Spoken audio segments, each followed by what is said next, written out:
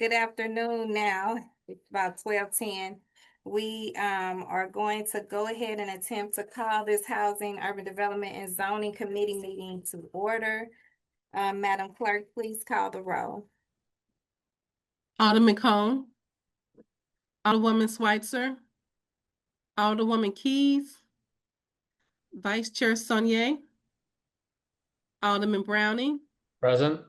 Alderman Aldridge, Chair Clark Hubbard, Here. Alderwoman Schweitzer, Alderwoman Keys, Vice Chair Sonier, Alderman Aldridge. Present. We have 3 present. A quorum is not established. Great, thank you for that note. The quorum is not established, but for the viewers that are watching, we can just move our agenda around here. We're being very amenable to the technical difficulties we've been experiencing down here at City Hall. We know in city government, you just have to be this kind of flexible, right? To make sure that we are making ourselves as available and as accommodating to not only the different departments, but to you all as the residents and constituents of the city of St. Louis. So with that, anything that we have to do as far as quorum counting, like approving the minutes or passing a bill, we can either move those to the end of the agenda or take those up at the next meeting if necessary. Right now, we will go ahead moving and working with the clerk to get some of the directors and the mayor's administration over, because the main things that we wanted to make sure that we take care of in this meeting were under committee discussions for the item number 1, American Rescue Plan Act, discussing the city's ARPA funding and expenditures. And then we have another update too as well later on from this St. Louis City zoning upgrade. I do see that we have our Vice Chair Sonier on here now, so if we want to go ahead, there's 4 of us, we can go ahead and approve the minutes. I'll accept a motion to approve the minutes from Tuesday, November 18th, 2025, and Wednesday, November 19th, 2025. So moved. Second. It was moved by Vice Chair Sonier and seconded by Alderman Browning that we approve the minutes from Tuesday, November 18th and Wednesday, November 19th, 2025. Madam Clerk, please call the roll. Alderman Cone, Alderwoman Schweitzer, Alderwoman Keys, Vice Chair Sonier, Aye. Alderman Browning, Aye. Alderman Aldridge, Aye. Chair Clark Hubbard, Aye. Alderman Cone, Alderwoman Alderman All right. With that, Alderwoman Schweitzer, Alderwoman Keys. We have 5 aye votes. Great, thank you. Thank you so much. Thank you, Alderman Cone, and for coming on from wherever you are. And for my colleagues, again, just being this kind of flexible. We got to be on a swivel down here at St. Louis City Government. So with that, we will move to Madam Clerk do you see Director Milberg? She said that she's in a waiting room. The only person I see is Brian Molen.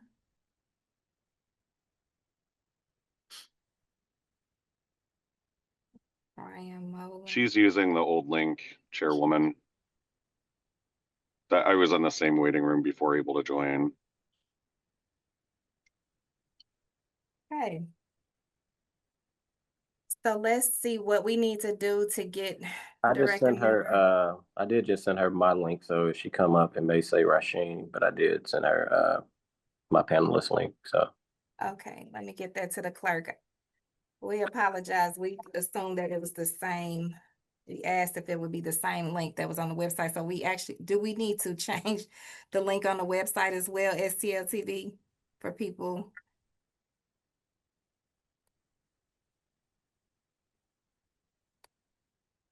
And I'm gonna go out and see if that link on the website is accurate. Thank you, Alderman Aldridge. I don't think we need to change it, but I'll check. Okay. If we don't, let's leave it where it is. Do we have to? Do we have to what, Alderman Cone? Sorry, I'm trying to think of, sunshine requirements. They said we don't have to change the link. It's the same link. Well, that's what STLTV said. It's the same link that's live on the stream, but I'm wondering, is it the same link that's live on the Zoom? That's, I think, what maybe the mix-up may be. They're not though, because I tried the link that was originally sent out and it just put me in a waiting room. I had to use a separate link that was sent by STL TV to join.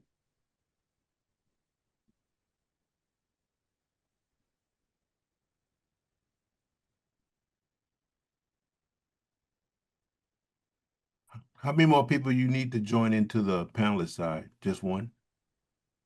No, sir, it's all of the directors and the mayor's administration. Okay. And the public is supposed to have the opportunity to join in as well, Joe. Okay. Let me get with Tony. Hold on 1 minute. Okay. The link on the website is still the old link. Or it's still saying waiting for a webinar to start, so.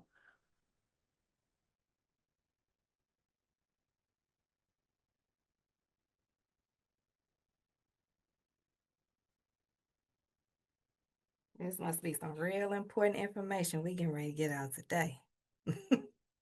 This must be setting it up. God's plan.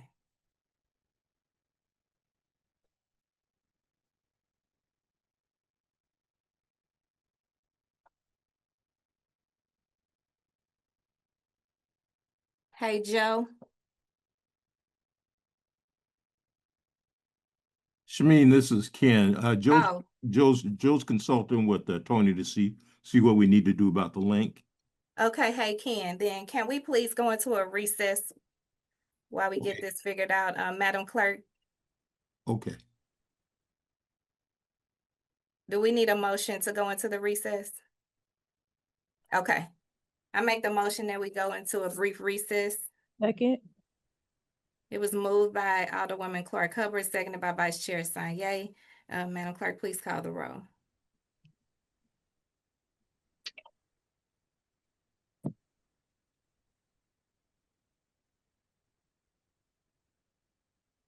Alderman Cone, Aye. Alderwoman Switzer, Alderwoman Keys, Aye. Vice Chair Sanye, Aye. Alderman Browning, Aye. Alderman Aldridge, Aye. Chair Clerk Hubbard, Aye. Alderwoman Switzer, Alderwoman Keys. We have 5 aye votes. I'm Keys is sorry, online. Alderwoman Keys is on. Oh, Alderwoman Keys. Yes. Aye. Alderwoman Keys was an aye, yeah. We have 6 aye votes. All right, thank you. All right, STLTV, can you take us into a brief recess, please? I will accept the motion to return from recess for our HUD's committee hearing. So moved. Second. It was moved by Vice Chair Sanye and seconded by Alderman Aldridge that we return from recess for our HUD's committee hearing, and we will begin with Director Milberg for our discussion on our We gonna do ARPA previous city row? funding and expenditures. Previous row. No objection. Who called previous row? We'll say Vice Chair Sanye. Think both of us did at the same time.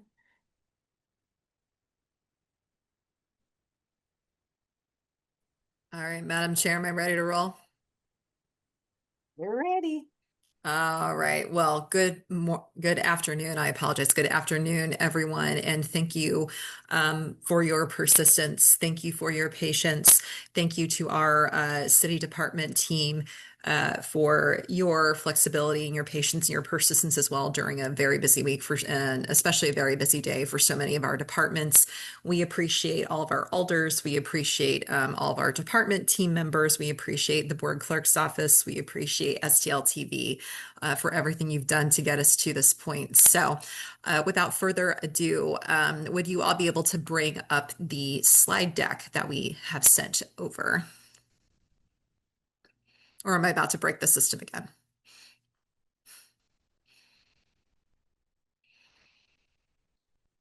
Okay, give me a minute to bring it up. I thought maybe you would share your screen. 1 second. Okay.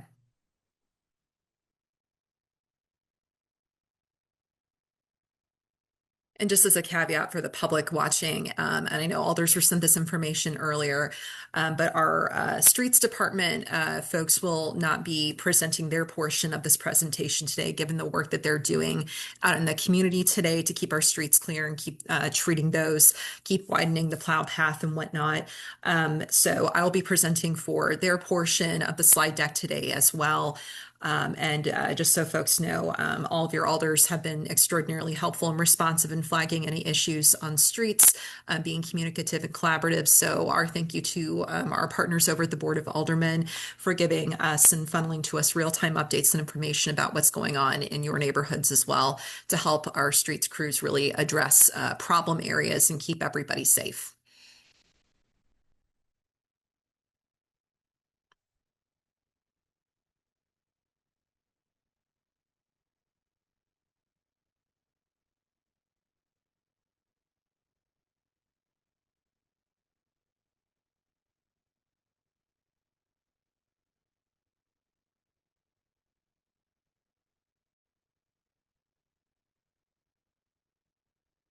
And if it's helpful, as we're pulling up the slide deck, I can at least talk about the information on the slides that I'm going to kick us off with.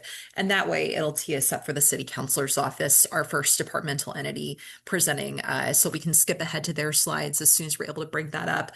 So while our wonderful Clerk's Office team is working on doing that, I'll go ahead and talk about some of the high level stage setting just to get everyone on the same page. This is information that our alderpersons are aware Ms. of. Milburn, Yes. are you able to share it on your computer? I can certainly try to do that. Are you asking, in other words, are you wanting me to be prepared to control all the slide functionality for the whole meeting today? No, so it's one PowerPoint for the entire meeting? Yes, that's correct. Okay, well, I'm trying to work on it. okay, give us a minute. Okay, sounds good. Okay. I'll just do the verbal run through of the slides I was planning to present while we get that working. But going back to the earlier conversation to set the stage for the public, ARPA appropriations, American Rescue Plan Act appropriations, were provided across 16 different board bills passed from 2021 through 2024. In 2021, we had board bills 281, 84, 82, and 1. In 2022, we had board bills 61, 65, 116, 125, and 120. In 2023, we had board bill 59. And then in 2024, we have board bills 37, 176, 181, and 34, and 126. Oh, thank you. If you guys could go to, let's see, I think it's the third slide.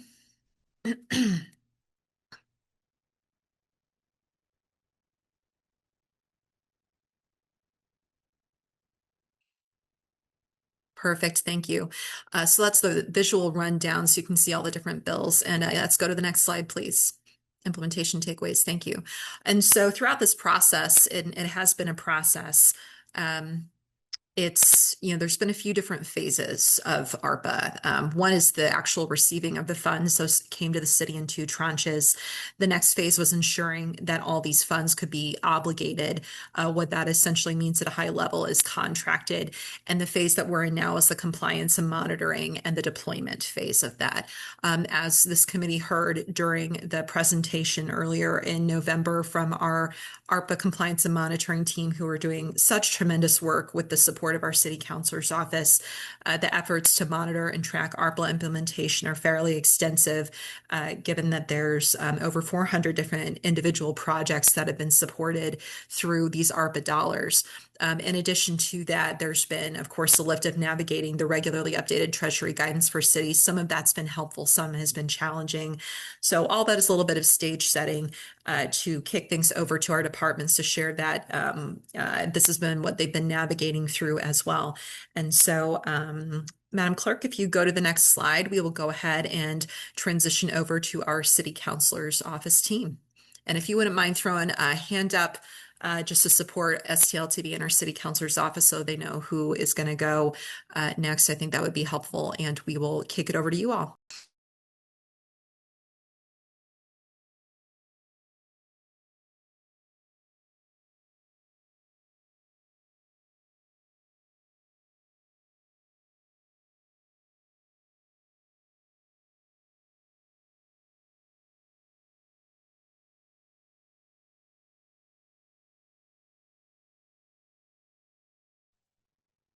So I see Nancy guess Walsh I in could, the yeah. attendees, if she can be moved over, please.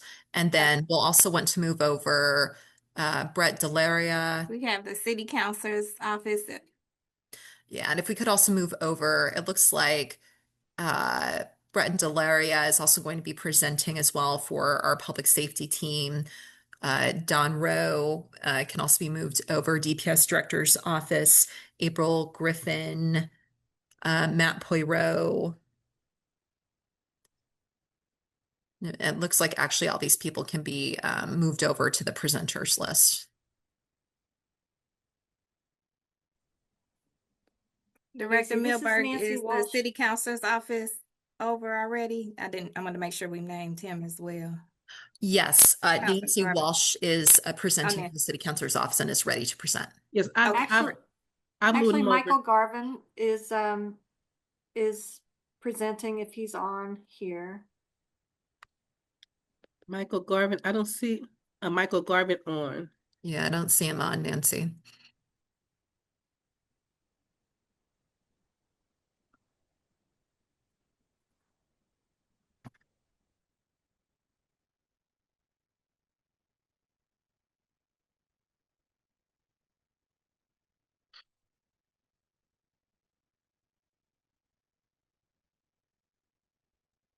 I'm trying to make sure he got the most recent link.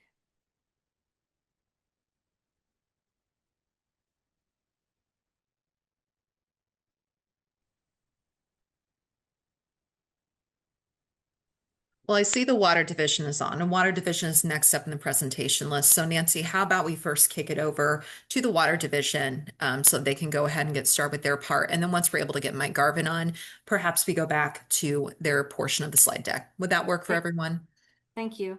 Wonderful. All right. Neeraj, are you and your team ready? I am ready. Great. Okay. If we could scroll ahead 2 slides to the water division slide, that would be wonderful.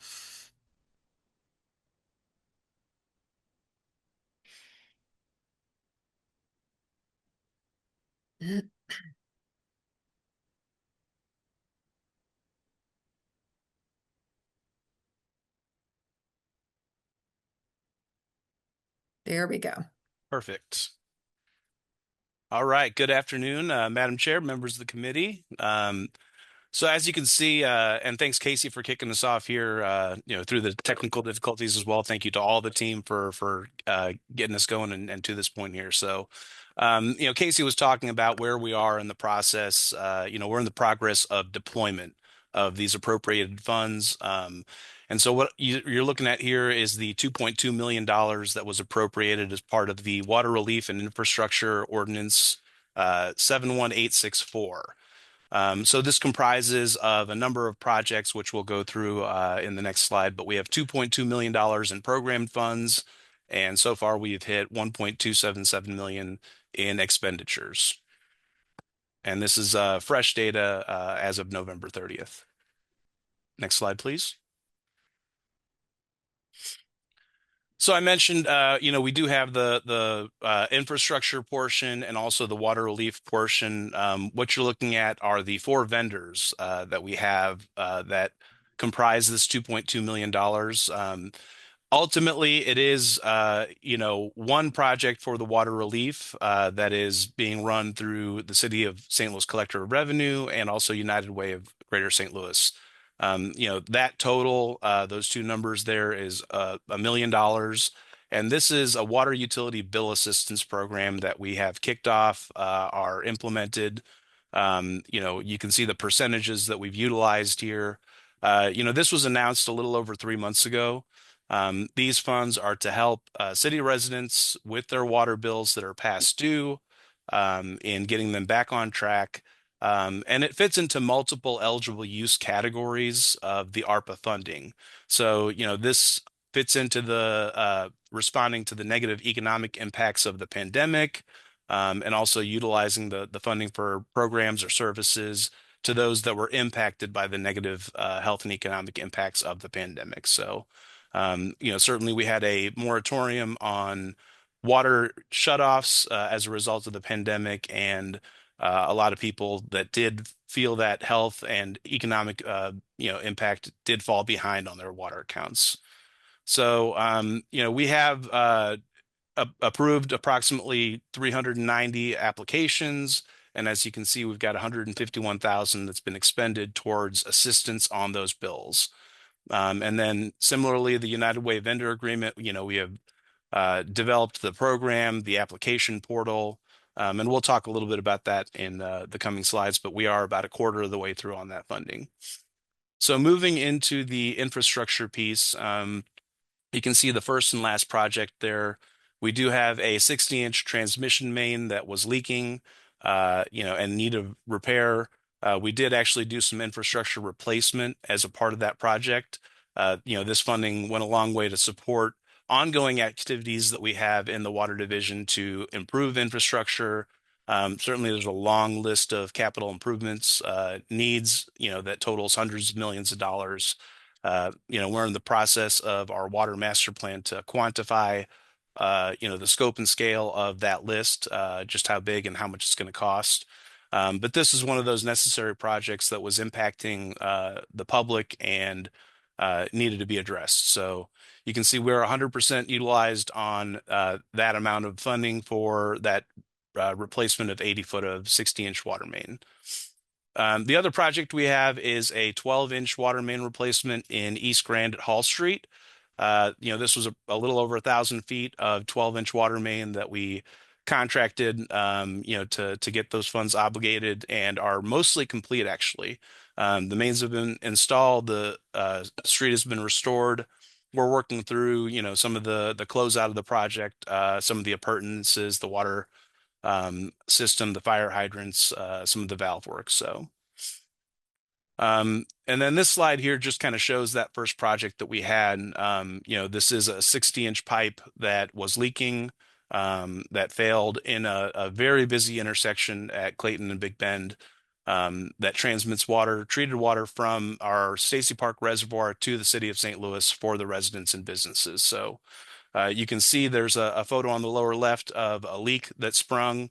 This is typical of multiple leaks that we found along this stretch of 60-inch water main that dates back to the 1930s. You can see some of the corrosive pitting that was found on this 60-inch seal main in those other two photos that are on the lower right. And as you can see, that busy intersection, this was certainly a project that impacted the public, traffic, the businesses along the street there, and service potentially in redundancy and supply to the city of St. Louis for the water. That project was completed in July of 2025. And next slide. And here we've got the Water Utility Bill Assistance Program. There are still funds available. This is a program that we continue to support. Residents who are behind on their water bills are encouraged to apply. There are some eligibility criteria that are outlined on our website. At the bottom there, you see the URL for our website is stlwater.com. At the top of the homepage, we've got a green button that says click here to learn about our customer assistance program. That page will show you all the information about eligibility, how to apply, the link to apply. There's also a QR code on this slide here for anyone that's able to scan that. We do have over 13,000 residential accounts that are over 90 days delinquent. And that does total an amount that's owed over $10 million. So we know there's certainly a need for some bill assistance. There are still people that were impacted that are struggling to pay their utility bills. So there is funding available, and we encourage people to check the website out and apply. This program was designed with kind of a phased approach to help the people who needed it the most first, and then maybe expand the eligibility criteria to be able to help more people. So you can see there we've got an income criteria for eligibility. Currently, we've got that set at 60% of the area median income.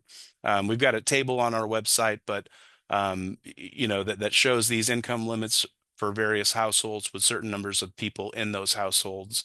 And the application portal itself walks you through that to enter your income in to see if you're eligible. Before the end of the year, we hope to actually increase participation in the program and expand that income eligibility piece to help more people out. So another one of the criteria for the program is that you must enroll in a repayment plan agreement. That is through the collector of revenue. They collect on the bills for the water utility and refuse and taxes alike. So, they have these programs to help those in need. You can reach out to the water division, our customer service, or the collector of revenues office to hear more about those options. And I did mention we have about 390 applications that were approved. That totals up to that $151,207.03 in assistance that's been offered here. So that program continues, and we do not have an anticipation of a problem in spending down these funds. So with that, that's pretty much the end of our ARPA allocation. I'm open to any questions if there are any.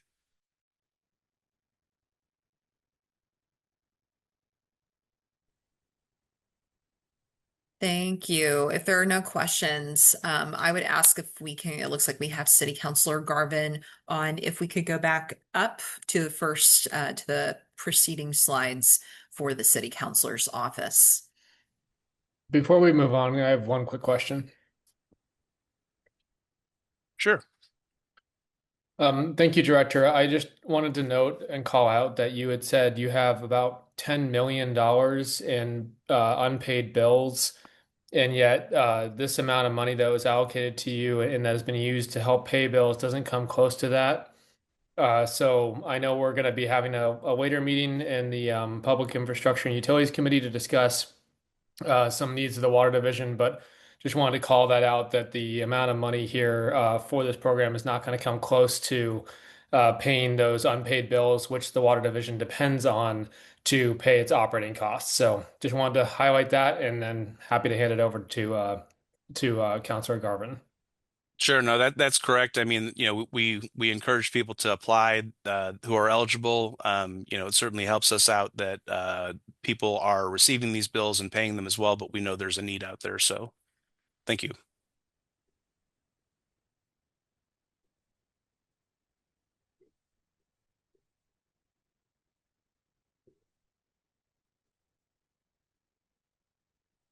All right. Well, if there are no other questions, then we can kick it over to City Councilor Mike Garvin to present. Thank you. Before I start on with the City Councilor's ARPA money, I want to acknowledge the extremely good and competent help that we've received from Navina Chamoff and Jody Valentine, who have been assigned in the City Councilor's office to help make sure that ARPA funds are all spent and spent properly. They've been doing a great job. It's been a pleasure to work with them, and I don't think we'd be as far along as we are without them. So I appreciate their help. The City Councilor's office just has two items that were being funded by ARPA. One has been completely spent. That was for an outside law firm to provide advice regarding the proper use for ARPA funds. Because when we first got these, nobody knew how to use them or what the regulations were. So we had outside help in interpreting the law and making sure we spent the money properly. Those funds have been spent.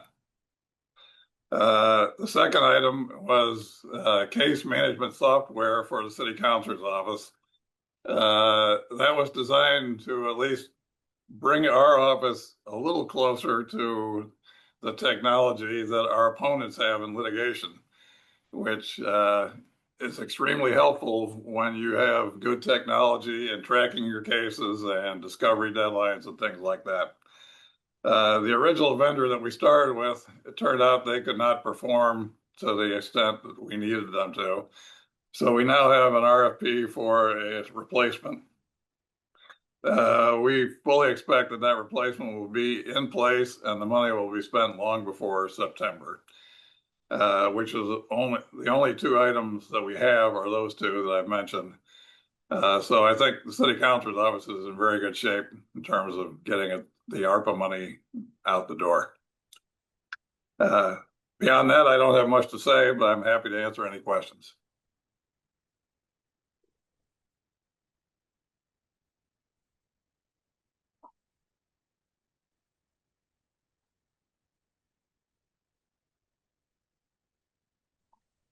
All right, if there are no questions, then how about we go to the Planning and Urban Design Agency's slide deck.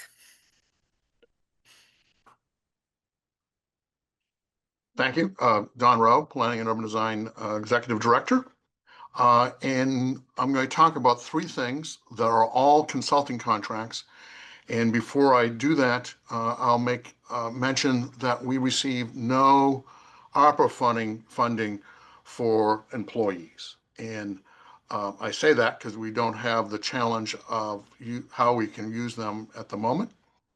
So our deservingly of a shout out, our lead team that worked with the consultants. And that's Miriam Keller, Alicia Russell, and Scott Ogilvy. With that, as I just kicked them off, I'd like to see what the next slide is. There is one? Yeah. This the sustainability plan was an update to our 2013 plan done by consultants. Had $125,000 for ARPA funding, had another 274 funding, but no more than that from the EcoDevo funding. The ARPA funds are fully spent. The EcoDevo funds are a portion of a current scope that is just being finished because we're really only doing modifications of the web posting that are clerical errors because this plan was adopted at the Planning Commission in October. Big check mark. The next one I'll just mention is the first phase of the zoning upgrade called the ZOOP. It builds on a previous consulting work we just did, the strategic land use plan. Key function is to have the strategic land use plan adopted. It is adopted by the Planning Commission. It's part of law as a result of that. And then for the first time since the 1950s, we're undertaking an update to our zoning code. That is getting $1 million of ARPA funding, also matched by other sources. And the terrific thing about that is we love the team. We're familiar with the team.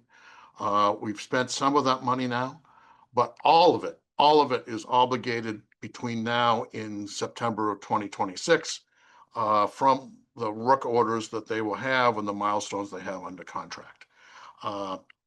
That meaning it will also be adopted by the Planning Commission. And there is a second phase that's going to be dealt with by the Pro Housing Grant. So two big achievements for the Planning and Urban Design Agency in the Sustainability and Climate Plan being recently adopted, the SLOOP being adopted, and the zoning upgrade really being able to be done by the ARPA money. Really congratulate that we have that ability to be doing that. The third is we've been responsible for managing an allocation that went to streets. That means that there was a transportation and mobility plan that we decided we needed to do as a collective. It's the city's first major transportation plan since 1948. And it was contracted by other departments, BPS and streets were involved. But I want to give a shout out that it was Scott Ogilvy that was the overall project manager, and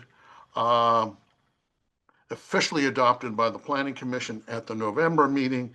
A couple little Scribner's type things before posting it on the website. But as of November, it was another plan adopted by the Planning Commission that is tremendous guidance for the development of our city. And we're fortunate to have ARPA money be contributing to all of those. So that's where it stands with the planning agency and our various subcomponents. I'll take any questions.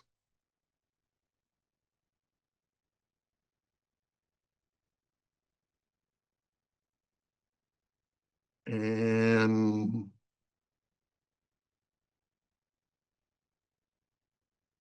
Hello. hello, Yes, sir. How you doing, Mr. Rowe? I'm fine. This is Alderwoman Boyd. I'm calling. I was asking with these ARPA dollars. So you said that you have received the ARPA dollars, and so you're telling me that the funds have been already allocated and they'll be dispersed by the deadline date? Absolutely. Okay, and so the consultants, where would they be after that money is done? Well, when it's done and accepted by us and approved by the Planning Commission, and any other details, we finish their contract, and those consultants are thankfully appreciative of having done work for us. And that's certainly the case with the sustainability plan and the transportation and mobility plan. And the zoning update will have a phase that will continue after this first phase being funded by the ARPA funds and done in September. Okay, thank you.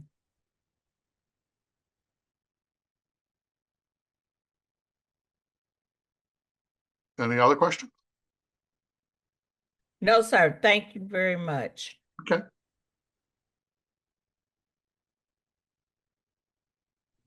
So I'll pass the baton on, if that's okay with everybody to. That works. And then we'll kick it over to the next slide for the Department of Public Safety. Hi, good afternoon, everyone. My name is Brett Delaria, and I am the Public Information Officer for the Department of Public Safety. So on behalf of Director Sean Dace, the Director of Public Safety, I want to thank the committee for their time and for allowing us to provide pertinent updates to how the department has been spending its ARPA funding overall. So for this first slide, as you can see, Ordinance 71650 appropriated approximately $1.1 million to the department. With that money, next slide, please.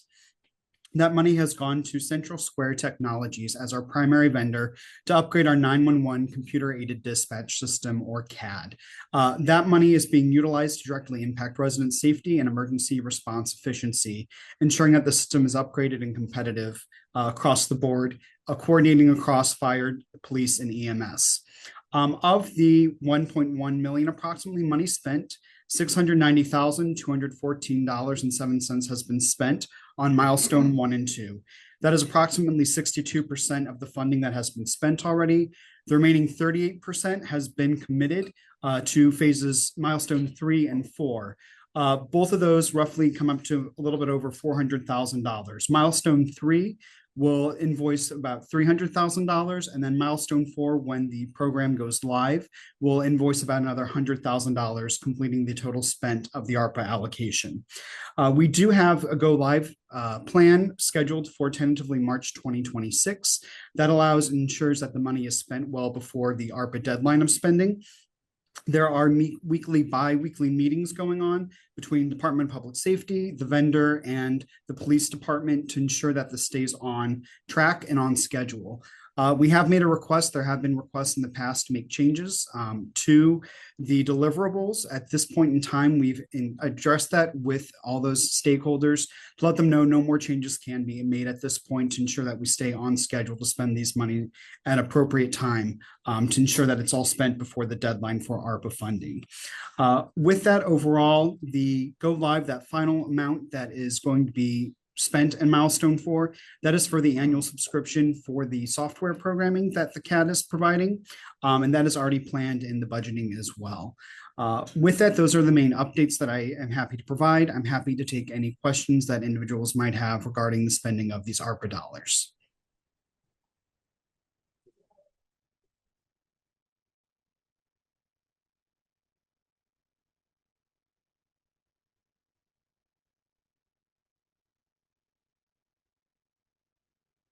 This is Don Rowe. I just went before public safety. I have one comment to make, if I could.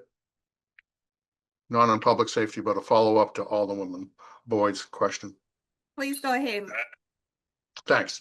As Alderwoman Boyd was asking and checking in on how these contracts were, yes, all our contracts are procured through the official city process in a competitive way with a 5-member committee selecting them. And then they're under contract for the work that they have with us and the funding that matches it. And so 2 of these contracts are complete. 1 contract, the one with zoning, is underway. It has a phase that it will end with the ARPA funding, and then they'll continue to work a little bit more with another grant that we have to complete their job. But then they're done because that was all from 1 competitive solicitation. So just wanted to remind us all that we do the ARPA funds with the competitive process. Thank you.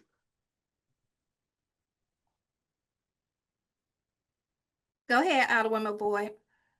Mr. Rowe, thank you. I guess my concern, and I have expressed this continuously for a couple of years now. My concern is, one, we're always out contracting. And so it's kind of has me concerned because that's telling me we don't have stable staff that's doing the work. And then 2, it's mostly people that are not even from our city. So that's an issue. And then 3, I just don't want to claw back those funds back to the federal government. That's my biggest issue. And I keep telling people that I don't want those funds going back. So I don't need people telling me what they're going to do. I need them to say, this money has gone out the door, or this money is allocated and it will be gone. And that's why I asked that question. Will it be gone by that deadline date? I just do not want to give that money back. Thank you. Every dime, I can't say every penny because we don't use pennies anymore. Every penny of ARPA money in the hands of planning and urban design will be expended for the deadline. In part, it's obligated in the one area where we're just expending it to be completed and spent by the consultants in September. Number 2, yes, in many ways, I'd always love to have more staff. We'll see what we can do with EcoDiva money in the next allocation. But I do want to compliment our staff very much so in their professional abilities, their dedication to our communities. And this year, the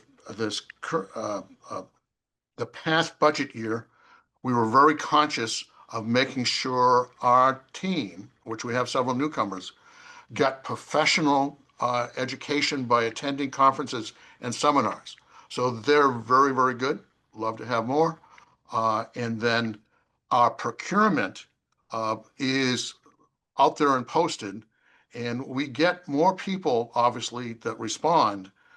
And then the selection is both based on the criteria and responsibilities, but also made by a 5-member committee under the city procurement procedures, which is 2 from planning and urban design and 1 from each member of E&A. So it works successfully in getting the very best. And as you know, in many, many cases, it's a consulting team versus a single consultant to get the balance that we need and talent we need. Thank you.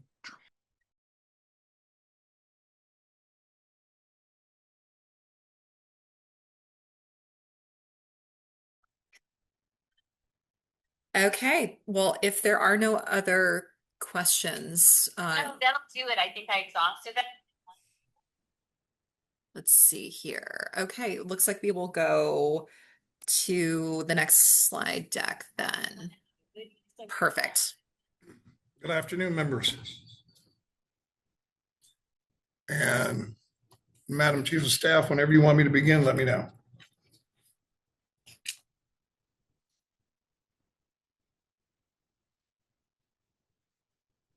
So the Office of Violence Prevention received about 26 million and change, almost $27 million in ARPA funding. We currently are managing some 93 partners, 43 of which were ARPA funded. 10 of those have now completed their funding projects, and there are some 33 left.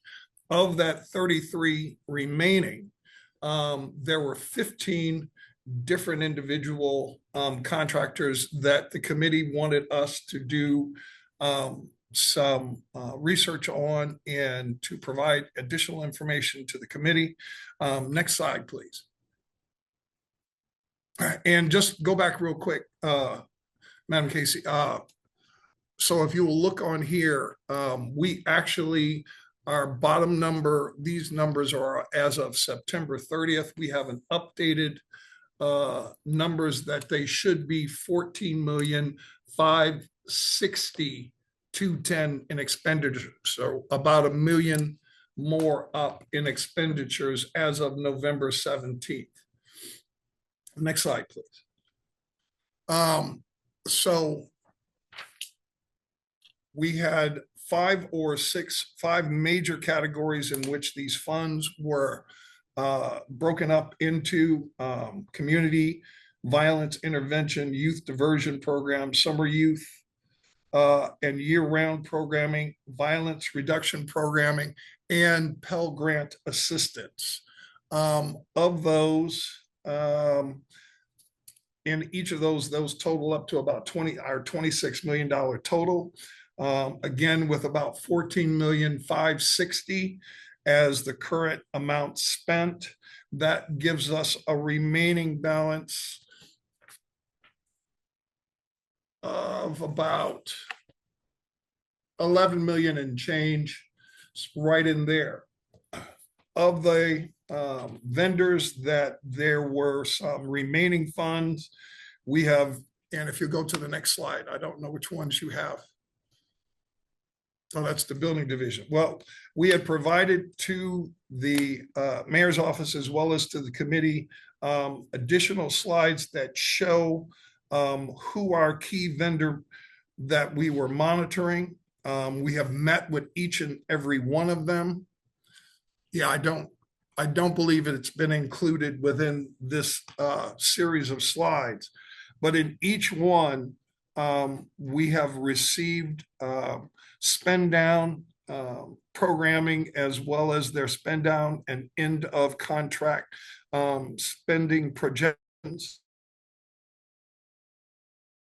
Now that we're about a little bit more than halfway this period, are going to be able to spend down all of their money. Many of them had gaps in employment. They were not fully staffed. And have all now fully staffed all of their operations. And so there was one particular category, there was one behavioral health response. We had received some $262,000 from the Department of Health earlier in the year. That was ARPA funding to do a particular project, and it was more youth and after school programming. This was over at Carr and Gateway Middle. It was for youth counseling and individual and group counseling, reading support programs, after school programming, as well as homework support. Those were not part of our original package. We had received those from the Department of Health, and there really wasn't any programming attached to it, but we believe that we can utilize that money in a same or similar fashion for existing programs that are kind of running down. But we are completely confident that all of our funding should be spent down by end of year. But what we have proposed to the committee and to the board is, if these amounts look to be in jeopardy by a date that we've given, March 15th, and it does not look like you're going to be able to successfully complete your spend down, then we will be looking then to reallocate them at that time. I know that's a lot of information to you at this point, but I have to really give the staff that I have been blessed with in this month of serving the city, that they have been complete accounting, and as much information as possible for this committee. I will entertain any questions.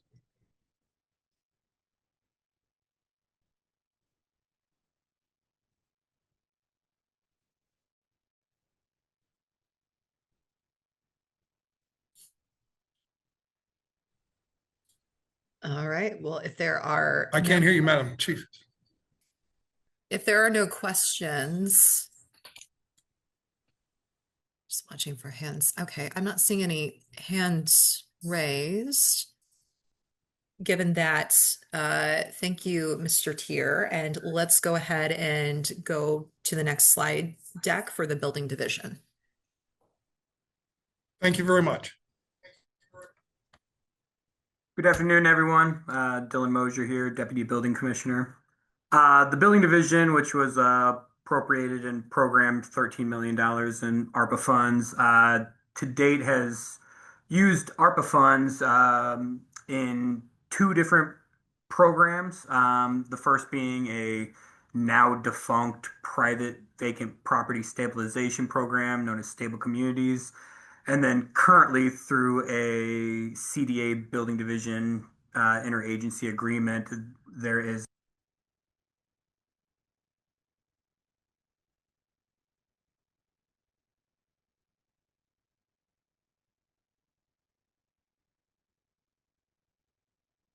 We can't hear Dylan.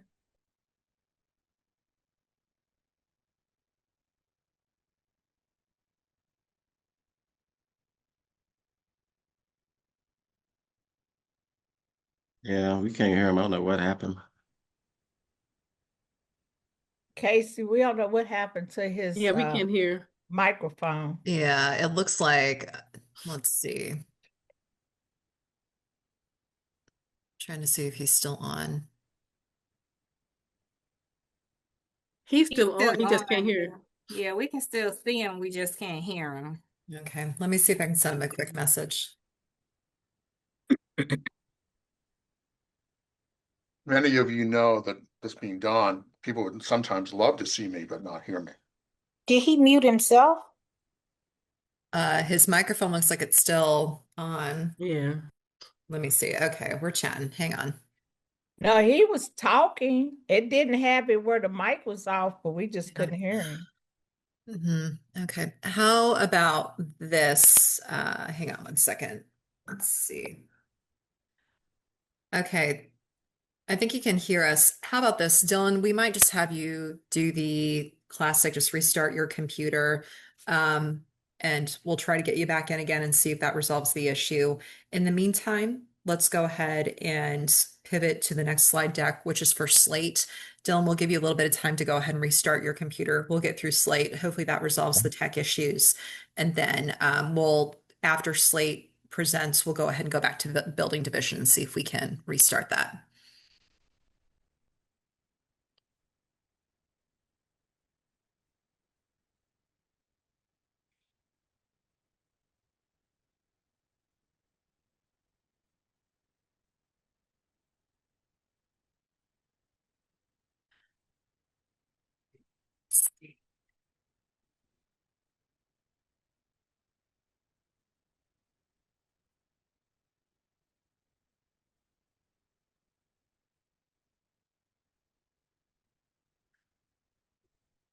All right, I see Rebecca Ritter's raised her hand in the attendees list. If we can move her over to be a panelist, please.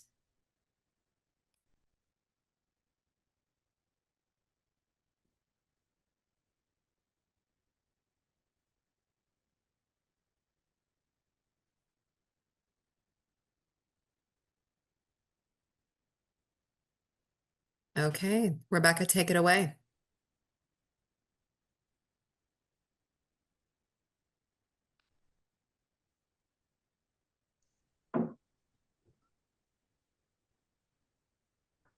Good afternoon. Good afternoon. All right, go ahead whenever you're ready, Rebecca. Actually, this is Connie Johnson. Oh, great. Wonderful, Connie. Thank you.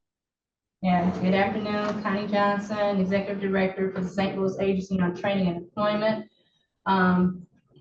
about to present this ARPA program report. Want to acknowledge the following staff that are also in the room with me, starting with the Deputy Director Cassandra Williams, our Fiscal Manager Marilyn Aline, our County Coordinator Ms. Demi Braggs, our Youth Program Director Mr. Alan Perkins, and our one-stop operator Ms. Rebecca Ritter. And also I would be remiss if I did not acknowledge our IT tech, Mr. Earl, who is here on standby. With that being said, Slate received $9.9 million in ARPA funding to support in 7 innovative programs in workforce development in St. Louis. According to the slide here showing expenditures of 7.5, we're tracking a little bit over that, around 7.8 million. Some of the key highlights of the program based upon the funds that have been implemented, next slide please, include the adult education and literacy program. We served 130 adults, 108 completed, and out of those 108, 87 have entered into employment or post-secondary education. The case management and wraparound services line item is part of the Summer Youth Employment Program. We had an SYEP 1 and an SYEP 2. So that second line is for the SYEP 2. The Child Arrears Program, we supported over 107 non-custodial parents and distributed 224K in arrears payments. The low barrier jobs that's listed here is actually the Peter and Paul initiative. We have bills that have come in from Peter and Paul, and we full well expect that will take out a big chunk of those remaining funds. From Peter and Paul, 130 unhoused individuals were provided with paid work experience and supportive services for that particular program. Under the Skill Up Challenge, the CDL edition, 85 participants were trained and 67 earned CDL credentials. 57 have secured permanent employment. And we just want to state for the record that we have participants with CDL credentials who stand ready, willing, and able to work. I'm going to skip down to our Summer Youth Employment Program. As I mentioned, we had a 1 and a 2. To date, we've engaged 905 youth from the ages of 12 to 24. We provided paid work experience, career coaching, financial literacy, and early career exploration. Also, we provided over 3,000 free Metro passes for our youth, supporting schoolwork and extracurricular participation. Our Summer Youth Program is one of our largest programs that we have, and probably one of our most popular programs. Last year, we were only able to employ a little over 100 youth. We had over 600 applicants apply for summer jobs. So with this, we full well expect that we will expend all of our ARPA money, just so that the committee is aware. Our subrecipient EDSI is on site, and the programs that are currently going underway. And I'm going to yield now to my Deputy Director so that she can explain a little bit about the breakout that you see on the slides here. And so starting with the year-round program at the bottom, that number actually encumbers the intergovernmental agreement that occurred with the St. Louis Public Schools for the Learn and Earn project to the tune of $1.6 million. It is also inclusive of the Summer Youth Employment Program 1 and the Summer Youth Employment Program 2. This number here includes all of that. That's $6 million. The remaining balance that we have, we're currently in operation of the Summer Youth Employment Program 2. We have 2 subrecipients operating that program, which is EDSI and STL Youth Jobs, and we do anticipate expending all of those remaining funds for that project. So the 2 projects that we still have in action is the low barrier jobs, which is Peter and Paul, and the Summer Youth Employment Program. And we do have our youth program director who is here, Mr. Perkins, if you have anything you'd like to say. We are grateful. We are excited to continue to put these young people to work. And standing in anticipation, we are already building the list for the summer coming up. So yeah, these kids want to work. And we anticipate, for the record, that the number of youth that will be seeking jobs will continue to increase. A number of our youth program participants have indicated that they are kind of now breadwinners.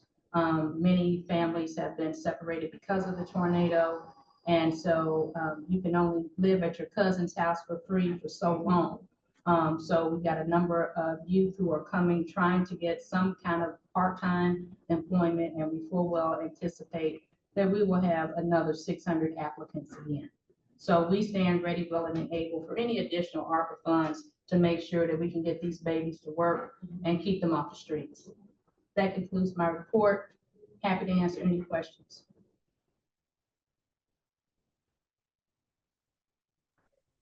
Thank you. I guess since you did mention that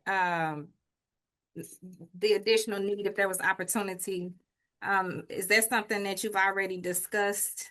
Or do we kind of have an idea of what, you don't have to say it here if you're not comfortable, do you already kind of have an idea of a number or how much more you would need to try to continue this work? So for the, I believe this is our Madam Chair, Alderwoman Shameen Clark Hubbard. I recognize the voice. So what I'd say for this body is that for every 100 kids that we are able to employ for a 10-week period at $15 an hour, 40 hours a week, it costs approximately $250,000. So for every $250K, 100 kids can go to work for the summer. If we get another 600 kids applying, which we anticipate as people are already trying to apply, and we haven't even opened up the portal. I have put together a proposal that I have submitted to the mayor's office for additional funding for the summer youth program. And I do have an updated ARPA report that's been prepared for the benefit of our workforce board who wanted to have an update as well on the ARPA program. So we do have an ARPA impact statement that's going to our board, and we're happy to share that with the members of this committee as well. Thank you so much. I see Alderman Aldridge's hand is raised. Thanks, Madam Chair, members of the committee. First, I want to thank all the directors that are here. I want to thank Ms. Connie and her team from Slate. Alderwoman Clark Hubbard, to kind of piggyback, asked my question, but just want to go on record. I would say very impressed with how this department looks like they've been able to spend down those ARPA funds. And, you know, I've always been a fan of Slate. I think you all play a critical role in helping the next generation and the current generation and many people throughout the city get employment, which is critically needed, especially in the times that we are in. And if it's anything that the board can do to support you all as that proposal went to the mayor's administration, you know, I think it makes sense. We heard from CDA. I don't know if those funds could be moved from one to another, reappropriated, but I know just from CDA last week that we know that there's going to at least potentially be about $4 million left on the table. And as Alderwoman Boyd continue to say, we don't want to send no money back to the federal government. So I think if we can reallocate some money to Slate, you guys clearly have shown a track record of being able to get that money out the door, and would totally support that. Agreed. Thank you so much.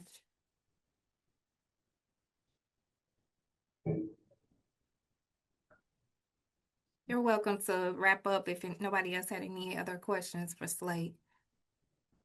Thank you for your time and attention and for listening. I got to compliment this team here. I also have to compliment the previous director, Ms. Brown, because these programs were created under her watch. And so what we are trying to do now is to carry out the work that's been started, and so we can continue serving the community, hopefully for another 50 years. Thank you again for your time and attention.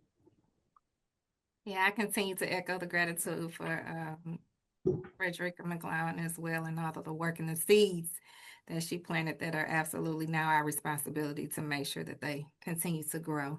Alderwoman Boyd, I see your hand raised. Yes, ma'am.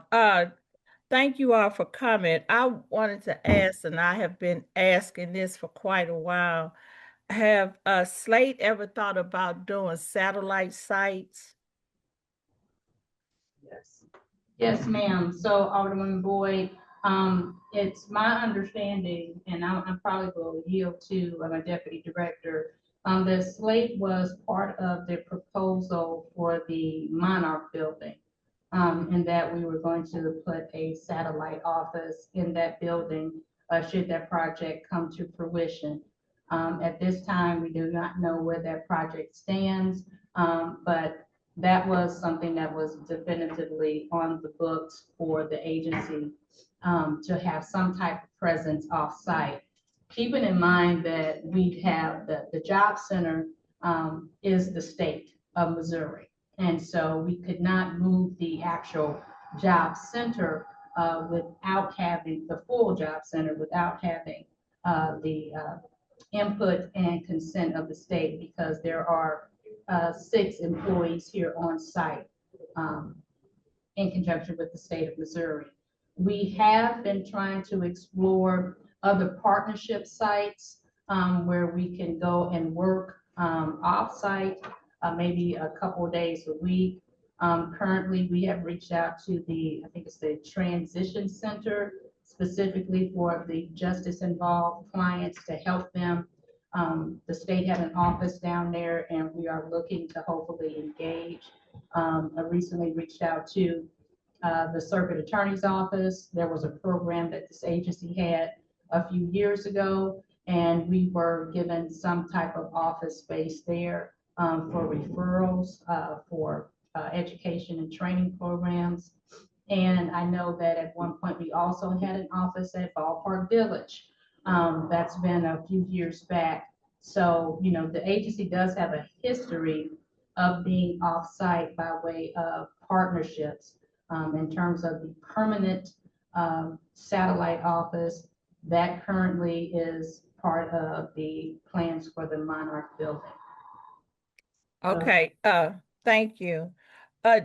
So you said that you had a lot of people that have CDLs that were waiting. So have they went through our city's HR process to be hired?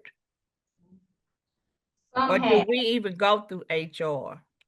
No, we try to work, actually, we try to work with both the Department of Personnel directly, as well as the Department of Forestry in terms of, and the Streets Department, in terms of identifying candidates here who have successfully obtained the credential and referring them to the city of St. Louis for employment. So these 30 individuals, or approximately 28 individuals that have yet to secure employment, are within a phone call or text message away. And I could talk specifically to that program coordinator to see what their status is. Some I think may be going back to school, but I cannot state with specificity, but I can tell you that we do try to work directly with the city's personnel department, the streets department, and forestry department. Okay, and so could you all explain what the low barrier job program is, or project is? The Low Barrier Job Program is the unhoused program through Peter and Paul, in which we have provided them with funding to be able to provide work experiences for their clientele. Also included in that is supportive services as they transition from temporary employment to more permanent employment, and then to housing. And so you're getting them employed, you're getting them jobs. That's what I'm hearing. Yes, they start with the work experience through this project. They're able to give them a work experience. And then from the work experience, they work with them to gain more permanent employment so that they can also transition into their own housing. And again, And that is supportive services.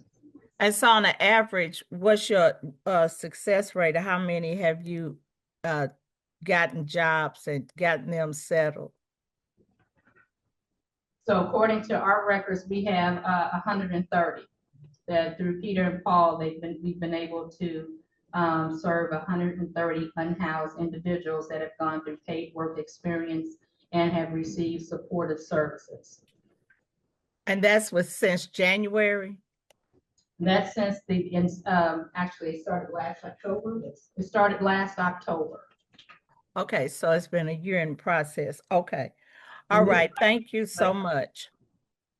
And Ms. Williams wanted to clarify a couple things. So Yes, this ma'am. project is actually slated to end the 31st of this month.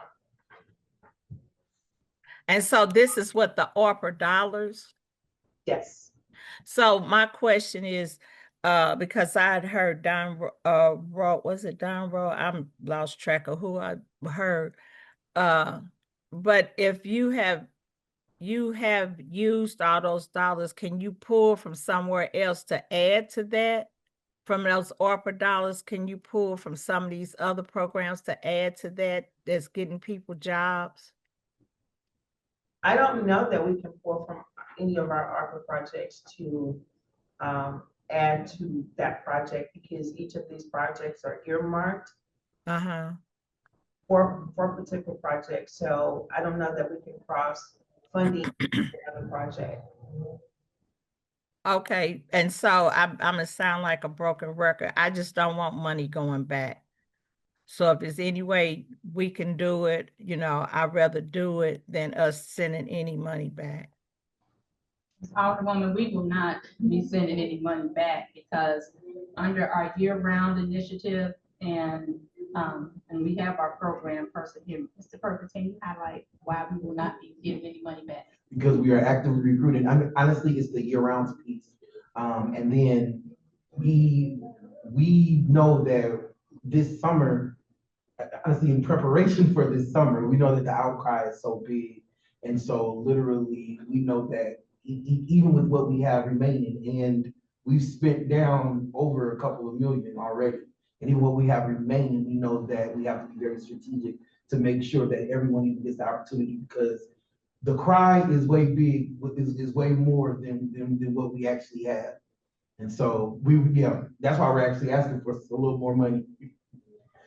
Yeah, so we have to do the peanut butter spread when it comes to the year-round youth jobs, and we're trying to spread those funds out. So we know that money will be gone.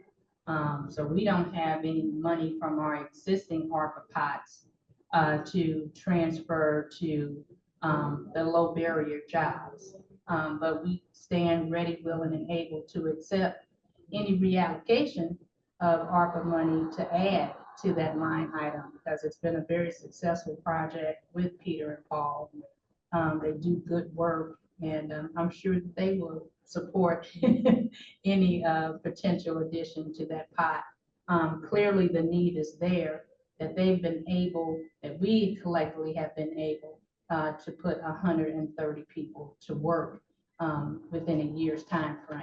That shows the need, that shows an untapped workforce, and it highlights the success stories and success rates when you give people the opportunity to work, what can happen. Okay, thank you, ladies and gentlemen. I have no more questions. We did want to just kind of clarify the CDL program, Alderwoman Boyd. We do have some challenges with the program in terms of getting people hired on sometimes, and I'm going to let Ms. Williams kind of speak to that a little bit. So we do provide work experiences with the city forestry and streets department for our clients who come through here. And we do assist them with applying with the city. And although the departments are very much interested in these clients because they have invested 10 to 12 weeks with them, because of the process of personnel, they are not always selected because personnel tells us that they already have a list And these new clients would be toward the end of the list, and they have to exhaust the list before they can pull up these persons, even though they've spent several weeks with the departments. And ladies, I agree with you totally. That has been my fight for quite a while. Personnel, HR, whoever they want to be, it seems like they are holding back us bringing in employees. So I agree with you 100%, and anything I can do to push it, because I've been pushing with forestry and with streets, because they have the same argument that they're not getting the candidates. And by the time that they come back around and get the candidates have gotten jobs elsewhere. So I agree with you. And Alderwoman, this could be a more seamless process if we all kind of band together and work within the city resources. We could create a pipeline of candidates, not only for CDL, but for other programs that we operate here at Slate. If there was more of a connection and continuity, because as you are well aware, the president has made it very clear that he does not support duplication of services. Right. It's going to be very important that we're able to work together, work internally to see if we can help the city with its current workforce needs. We're a city agency, and we should be able to work more with the city. And I have to give a shout out to our talent acquisition specialist, Ms. Tanya McNary-Farr. She is the one who works directly for vacancies that we have here at Slate. And she is very helpful and provides that level of customer service and detail that we need, along with Miss Alex, whose last name I don't want to slaughter. But so we're trying to work together. We're trying to work together as a cohesive unit. We are part of the city government, and we should all be part of the same team. Thank you, ladies. I appreciate you. Thank you. Appreciate you. Thank you so much. Alderman Aldridge. You got to come off mute. I'm sorry. No, you're totally fine. Thanks, Madam Chair. Going back to that, the low barrier jobs, which was really a big fan of when I think it was announced last year under the previous director.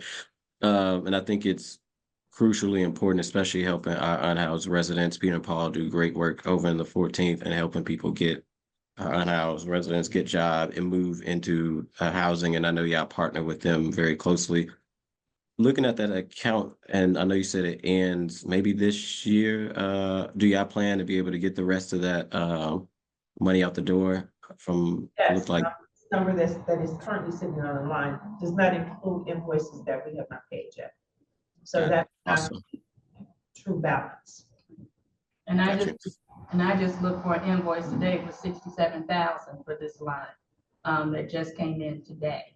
So this money will be expended. Awesome. Long term, I know this is just an ARPA thing, but when we talk about solutions for our unhoused, this clearly looks to be a solution to move, our unhoused individuals from, non-employment into housing. Maybe this is something long term that we need to be looking at as a city to how do we continue to make sure that this program exists in Slate to support our unhoused residents instead of always frowning upon them. Second question is going back to our a program that used to exist. Do Slate still do youth build? Yes. Yes. We do. We are still under contract through the Department of Labor, although that contract is about to end, and we are literally just kind of waiting to see if the Department of Labor will be dropping another RFP. So that is we've had that twice, and we're hoping that the federal government will release an RFP because we will be applying. And so I just want to kind of go on record stating that in addition to the program specifically dedicated for Peter and Paul, we have a number of homeless people who come to Slate, who come here to 1520 Market because they might live across the street or they gather across the street. People come here and they are homeless, but some of them are working.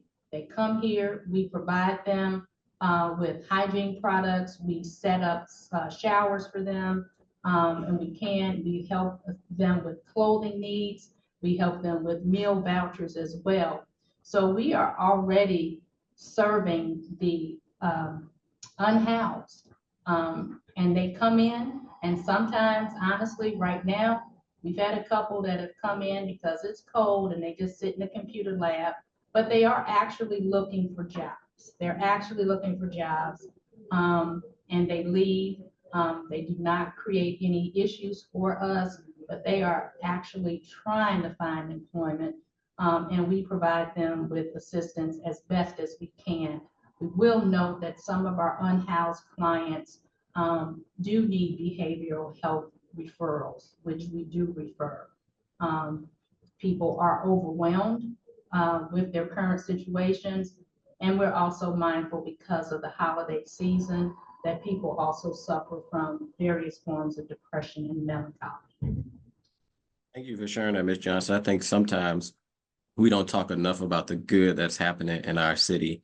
And as you just talked about, like all of us coming together, you know, that people unhouses usually fall under DHS or maybe the health department, but how it sounds like, you know, Slate is also providing services. And of course, we always can do more. You know, the board had an opportunity to do something. I hope we do something when it comes to legislation in the future around our unhoused, but the work that is happening through Slate to support our unhoused is encouraging, and hopefully Youth Jobs, something that can continue to be funded. I do want to throw a little plug out there since we got Slate and this is being aired on YouTube. By the way, the Holly Jolly Holiday, no, that's a tongue twister. Holiday Fair is coming up this Thursday and this Friday at 1520 Market from 9 a.m. to noon. If you're looking for employment, there's going to be many business partners that are there to be able to help people get employed. Please dress for success, because Slate want to make sure that they move people into employment. So don't miss the Holly Jolly Holiday event that's happening this Thursday and Friday from 9 to 12. And then I do got one question for Ms. Casey from the mayor's office. Thank you for that plug, Alderman. We appreciate it. Yes. And while we're waiting on Casey, we actually have 40 employers signed up for this event. Some of our employers, which kind of highlight the partnership, actually is the City of St. Louis Department of Personnel, the St. Louis City Airport, Bi-State, Southwest Airlines, and those are just a couple off the top of my head right now. And there's more like St. Louis Community College, Rankin Tech, MOCAM, Bi-State, Metro, City of St. Louis, Cyber Up, Department of Social Services, At Home. I mean, like you say, Southwest, Run for Women, so many and more that's going to be there. So if people are looking for employment, please show up this Thursday and Friday. And to my colleagues, if we can share that flyer that actually was sent out from the department to our network, would be very important to help folks get out. To Chief of Staff, Ms. Milberg, is there a timeline that I guess from the mayor's office that you guys are looking at where ARPA funds are not spent from each department, and to then look at that reallocation? And I'm asking that, honestly advocating that when we get to that timeline of, you know, some funds that won't be spent. I know we heard from, again, CDA said there's going to be money on the table. And as Alderman Boyd said, want to make sure we get every dime out. I know this is something that you are concerned about, some of the mayors. Nobody want to send $1 back to the federal government, and would love if we can make sure that maybe some of that money go to Slate. But what is maybe the timeline that the administration is looking at to say, okay, we need to look and see what departments haven't spent it and move money around in that process? Sure. Thank you so much for that. And you're absolutely spot on that none of us want to send a single penny of this back. That's our firm intention. And we'll move heaven and earth to make sure that that does not happen. You have our commitment about that. There's no hard and fast date that has been set. And in part, that's because right now our ARPA compliance team has been engaging in a tremendously heavy lift with the support of our city councilor's office to stand up very regular touch points and meetings with departments, tracking the ongoing deployment efforts, really drilling into some of the hard questions, also tracking the cadence of invoices, as Connie and her team mentioned, part of what's not reflected in the total amounts that you see on here are, the invoices that come in before they're put into Oracle. That's a part of the ongoing compliance monitoring effort too, to gauge, okay, well, are the vendors that we've been working with, are they getting, the work done? Are they showing their work? Do we have questions? Vetting all those, then getting those into the Oracle system, then processing those for payments. So there is right now, like I said, there's no hard and fast deadline that has been set. I think our goal through this update process, as well as shifting Jody and Nabena more towards the city councilor's office to support that, has been focusing on ending the year with a clearer picture, a clear understanding of where do we as an administration feel departments are at, what questions do we have, what concerns do we have. So whether it's CDA, whether it's Slate, whether it's any of the entities on here, we're approaching every single department in the same way for that piece. But it's a very fair question. And once we have a sense of, that if there is a tipping point, a calling point, whatever you want to call it, we'll be happy to share that with folks as well. Thank you for that. Absolutely. Thank you for the question. No more questions, Madam Chair. Thank you all. All right. Okay, well, I think we have Dylan Mosier back on, having successfully rebooted his computer. Dylan, can you try doing speaking for us so we can see if... Yeah, hello, hi, can we hear me? We can. All right. Right. Let's I only do about 15 hours of virtual meetings on this computer a week, so I have absolutely no idea what the problem was. Apologies. Thank you to everybody for your patience and everything. I'm going to blame the full moon that's happening later this week on some of our bad luck with technology today. Dylan Mosier here, Deputy Building Commissioner for the Building Division. So as you see on the screen, the Building Division was appropriated and programmed $13 million in ARPA funds. The Building Division has had two programs that have utilized ARPA funds. The first being a now defunct private vacant property stabilization program. It was known as Stable Communities, STL. And then currently through a CDA Building Division interagency agreement, there's currently a tornado response tarp and board program. We call that one Emergency Stabilization Program, or ESP sometimes. So that's currently happening right now. The Emergency Stabilization, the tarp and board program, it is looking at possibly tarping and boarding roughly 220 properties.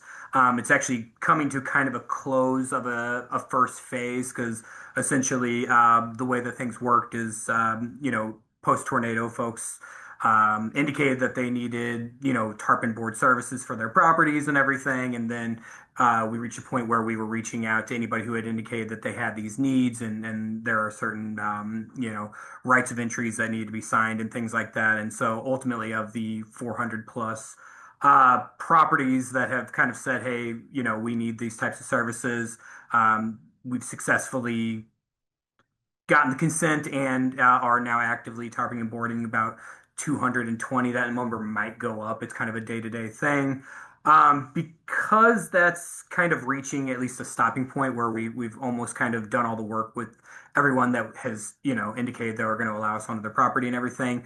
There is some exploration of a second phase of that program, possibly something that would be kind of a more advanced stabilization, or possibly like a full-fledged repair of the property. So if and when that comes to fruition, I have kind of full faith that we'll get through all of our appropriated funds. If you want to go to the next slide, I can kind of talk in a little bit more detail. So there's kind of that. A couple things that I would note. You'll see the fourth row there, the 400,000 appropriated for a building stabilization manager. That is a position that's no longer filled by an employee currently, and that program that was now defunct. So of the only like 1/4 that has been spent of that, right now there isn't kind of a clear pathway on the other 300,000 and change. And then because the Stable Communities program did sort of end abruptly, there is a little bit of money left on the table. But again, if we get to a place of doing kind of a more advanced stabilization through this TARP and board program, I have kind of full faith that we will, be able to get through and spend all of the appropriated ARPA money for the building division. And with that, if you have any questions, I'm happy to take them.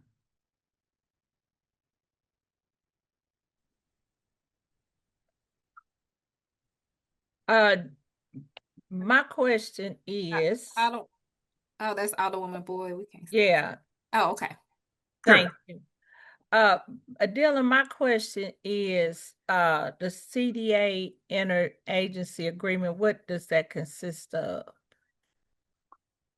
Well, my I guess my non-super intellectual answer to that is that the money was kind of pushed over to CDA, and they help manage the contract with the program manager for this TARP and board program that we we're talking about. That's Kwame Building Group. So they serve as a program manager entity over this program, and then there are actually subcontractors that are actually in the field doing the physical labor of putting tarps and boards on properties. And so do you all have approximately how many homes have been done with this program? Yeah, so right now, we're projected to do, I think, 219. I'm actually due another report from Kwame on their progress. Essentially, in a nutshell, the process would be that people have come through either through the Citizen Service Bureau post-tornado and said, hey, my home needs a tarp on the roof and a board over the windows and that sort of thing to protect the shell of the property. And so, in addition, it's not just as simple as, oh, you say you need this, so we're going to go out and do it. There are rights of entries, and also things are changing by the minute for these folks. So somebody who said that they need these services back in late May, may not be needing them anymore in, say, November, December, now that where we're at and everything. But at the same time, there are still people who are finally getting back to Kwame and saying, yes, I do still need this tarp. So that number might go up. Yeah, did that answer your question, Alderwoman? Yeah, I was just trying to see how close you were to completing that project. Yeah, we've almost tarped and boarded everyone who has responded and said, I still need these services. So we are kind of hitting a standstill, but again, we're kind of exploring what more can be done with this money. And ideally what that would mean would, be actually fixing a roof or something of that nature, or replacing a window. So the CDA building interagency and the privately owned property stabilization is the same thing. It's just under two different titles, because I'm seeing it has the same number, that same ordinance number. So they're the same thing. I'm not sure about that. It's my understanding that lines or rows 2 and 3 there on the screen actually are reflect money that was spent on the Stable Communities program. Okay. All right. Thank you so much, Dylan. No problem. Thank you so much. Thank you. All right. If there's no other questions, we can go ahead and go to the next presenter on the list. Let's see, we already did Slate, so that'll put us at the Affordable Housing Commission.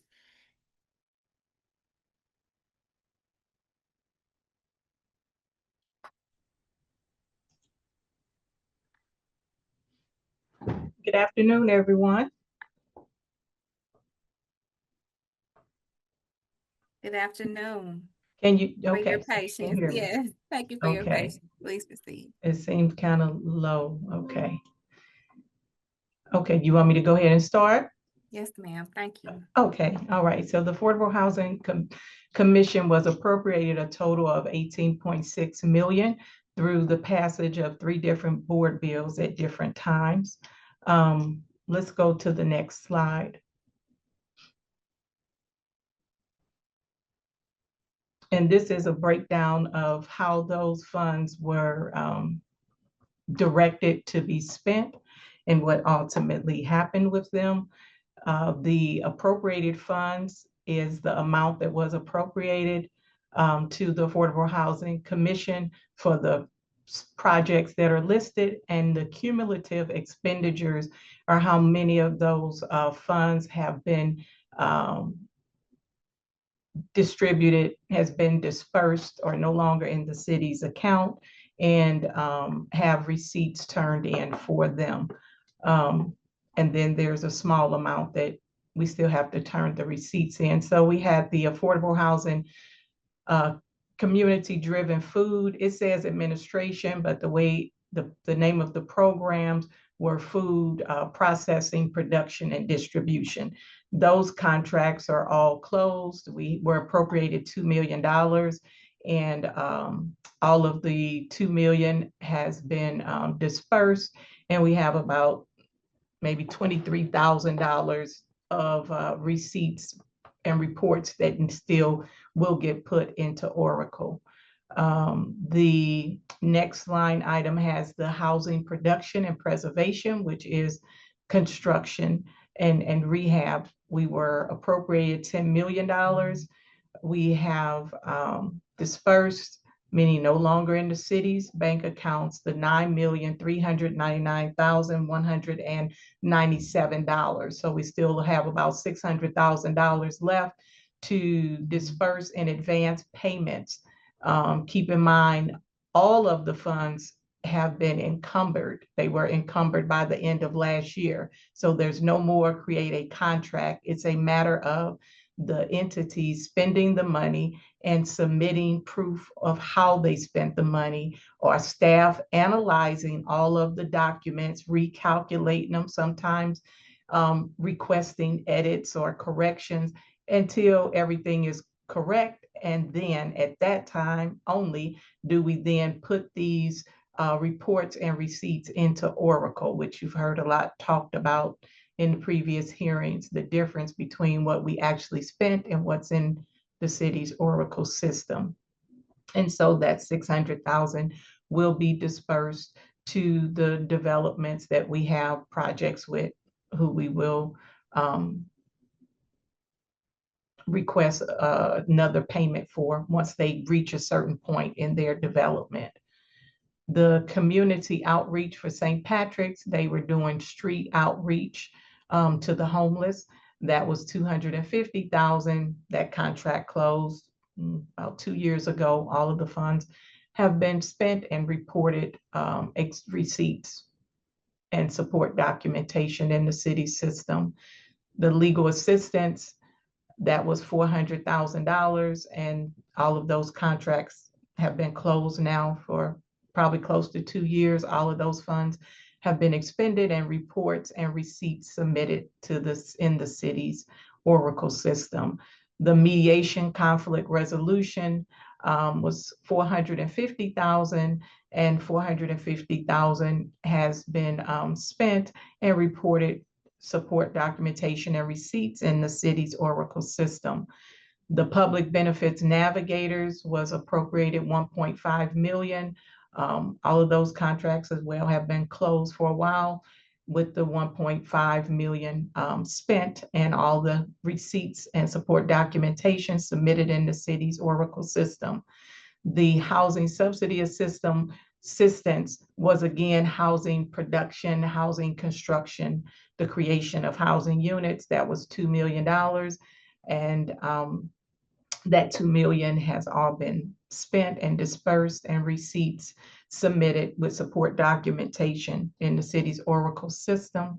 We had tiny homes for $2 million, and that $2 million has been dispersed. There's $479.21, which I found out recently I will be able to use for some office supplies, because the funds were encumbered and spent, but then the way the companies sent the supplies and mattresses and blankets, the way that it was packaged, that we still had some funds left after they billed us. So we have $479 left, and that will be spent sometime soon in the next month, either December, January, on supplies for the tiny homes.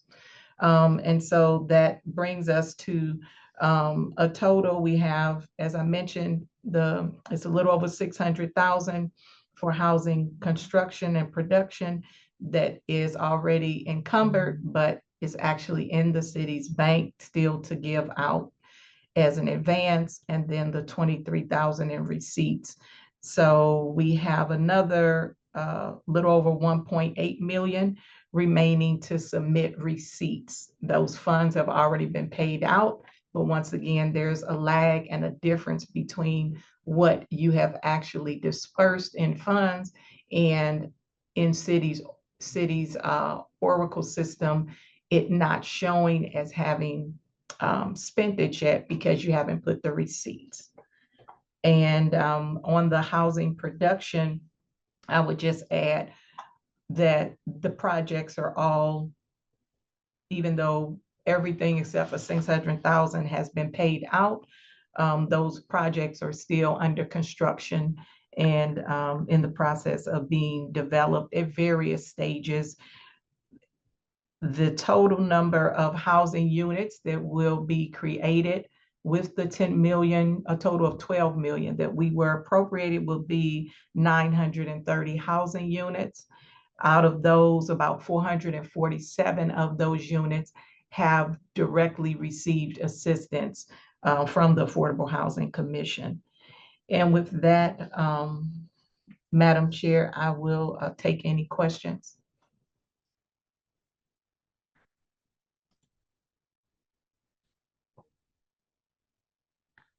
Alderman Aldridge. Thank you, Madam Chair, members of the committee, and thank you, Executive Director Ms. Griffin, for being here, all the great work that you do for affordable housing. Just looking at the numbers, this also looks like another department that is like getting the money out the door. And when I think about, critical, all our departments are critical, to be clear, but in the time like post-tornado, affordable housing is critical.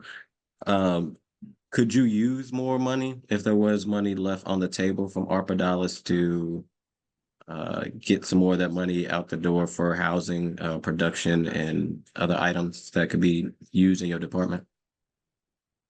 I would say the short answer is yes.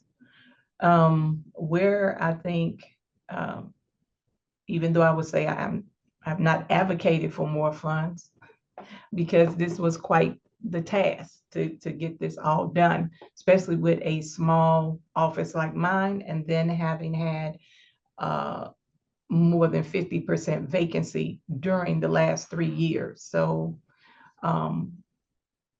But what I see happening, because as time continues to go on, the cost of materials have increased for a number of reasons. So we see developers that come back for some of the projects needing additional funds. And so even with our current funding round, we know that we have a lot more applications than we have funds.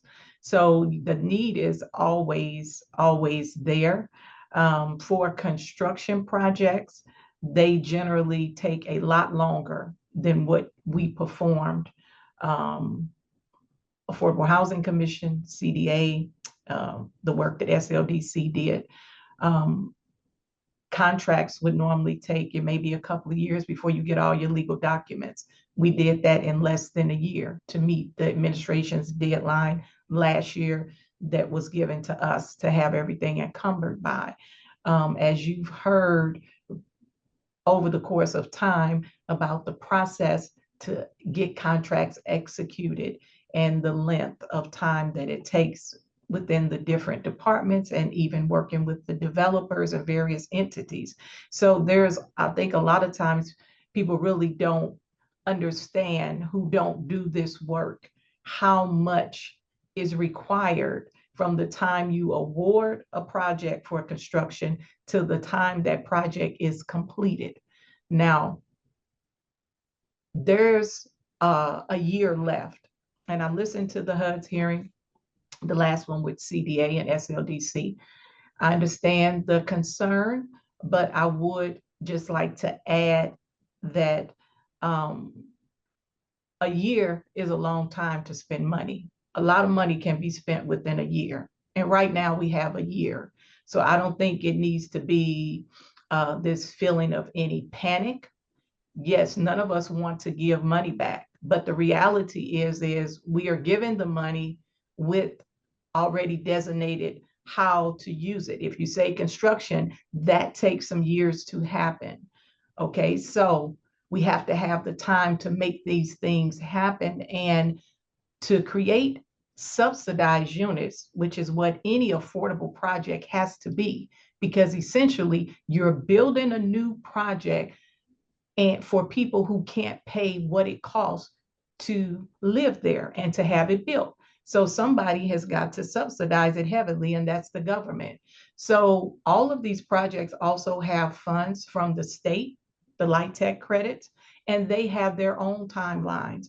So regardless of how much I push them and say, hey, I need this by this date, this date, this date, they have deadlines and criteria to meet for the state and for their other fundings, as well as with HUD. And so we have to manage these projects very diligently, which my staff has done an outstanding job doing, as well as try to see if at any point throughout this process, if anybody's going to drop off. So I think we have two things going for us as a city. You have a year to spend the money. You get a lot of money spent in a year. But second of all is that we have the ability to use the money for right now, we'll only speak to the same use. I know that Noel mentioned taking money and repurposing it. I have not gotten a confirmation on that yet. So I will only speak to, you are allowed, as I understand it right now from the regulations that's been published, is that if I have money left, say for housing production, and a project doesn't happen, and lots of things can happen. So I can't guarantee that every project will be fulfilled. What I can say is that the track we're on, this money is already all gone except for 600,000, but will somebody or the title company have to send me some money back because a project doesn't happen? It could happen, but I have the ability to take it and use it for the same purpose, meaning open contracts that I have that have asked for more money, I can amend those contracts and increase them, which is the fastest way to get that money spent for the same purpose, not going through RFP and then trying to create legal documents again. It's not just creating a legal document. They have a list of due diligence to do and send me before I'm going to tell our attorney to draft the legal documents. So everything, this is government, everything is a process, okay? So we work the process the best that we can work the process. And so just for myself, for our department, I don't have any concern, but we are still, I'm steady tracking, steady getting reports from my staff. And now I'm meeting with Navina and Jody in the city council's office every 2 weeks. We might move to once a month because once again, with the way the construction happens, you may have no money spent, but once they have all of their approvals and all of their investors, bank, everybody in their capital stack has closed and sealed the deal and their general contractor is ready to go, then you can spend some millions in the next month because that's just the nature of it. So I just think, it's important to keep all of that in the forefront of our minds as we're trying to assess how things are going with various departments. And I will stop with that. No, thank you for that breakdown and education of it, because I think, that's the whole point of these committee hearings is to not only for us as alders. I think a lot of times people think we have all the answers and y'all are the experts in these departments, but also for the general public to also know, what is going on with this process. And as a former legislator as yourself, you know the process, you know how government works. And I do want to say, kind of give you your flowers. I know that our process in government does not always move fast, but I have talked to vendors that have talked very highly about how the Affordable Housing Commission has got money out the door to them very quickly. And I know it's only maybe 3 or 4 of you all in that department, but working very efficiently with the little staff you got. So thank you for your leadership. Thank you. I want to echo that gratitude as well, Director Griffin. Thank you for uplifting. Well, first of all, level setting that conversation and uplifting the different variables as it relates to moving the money, not just in your department, but knowing that it's different for every department, right? So thank you for the work that you continue to do here. Thank you. Okay, let's see any other hands raised. Move on.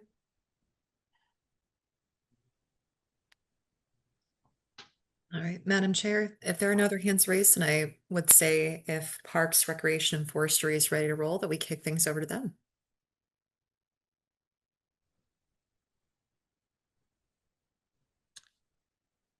All right. Okay, Greg and Wakina, thank you so much, and we'll turn it over to you. Great. Can everyone hear me? Yep. Good. Thank you. Good afternoon, committee. I will lead off. I'm Greg Hayes, Director of Parks, Recreation, and Forestry. I appreciate your time. I'll lead off, and there is a lot of information on the chart that is recreation related. So I will then hand it to Commissioner Wakina Callion. She can introduce herself and wrap it up with any questions. So as you'll see from this, Casey is, it looks like that might be the dated one compared to this morning. Oh, yeah. I think that's right. Let me see I if, don't want to put you on the spot. I'm just looking straight at a different one from this morning. yeah, no, that's right. Hang on one second. No problem if it's the case. Yeah, clerk's office for this one, I might see if I can share my screen just in the interest of expediency, and then we'll go back to using this presentation that you're using. So bear with me one moment while I get the updated from slide deck. No problem. I can hit the highlights either way. Okay.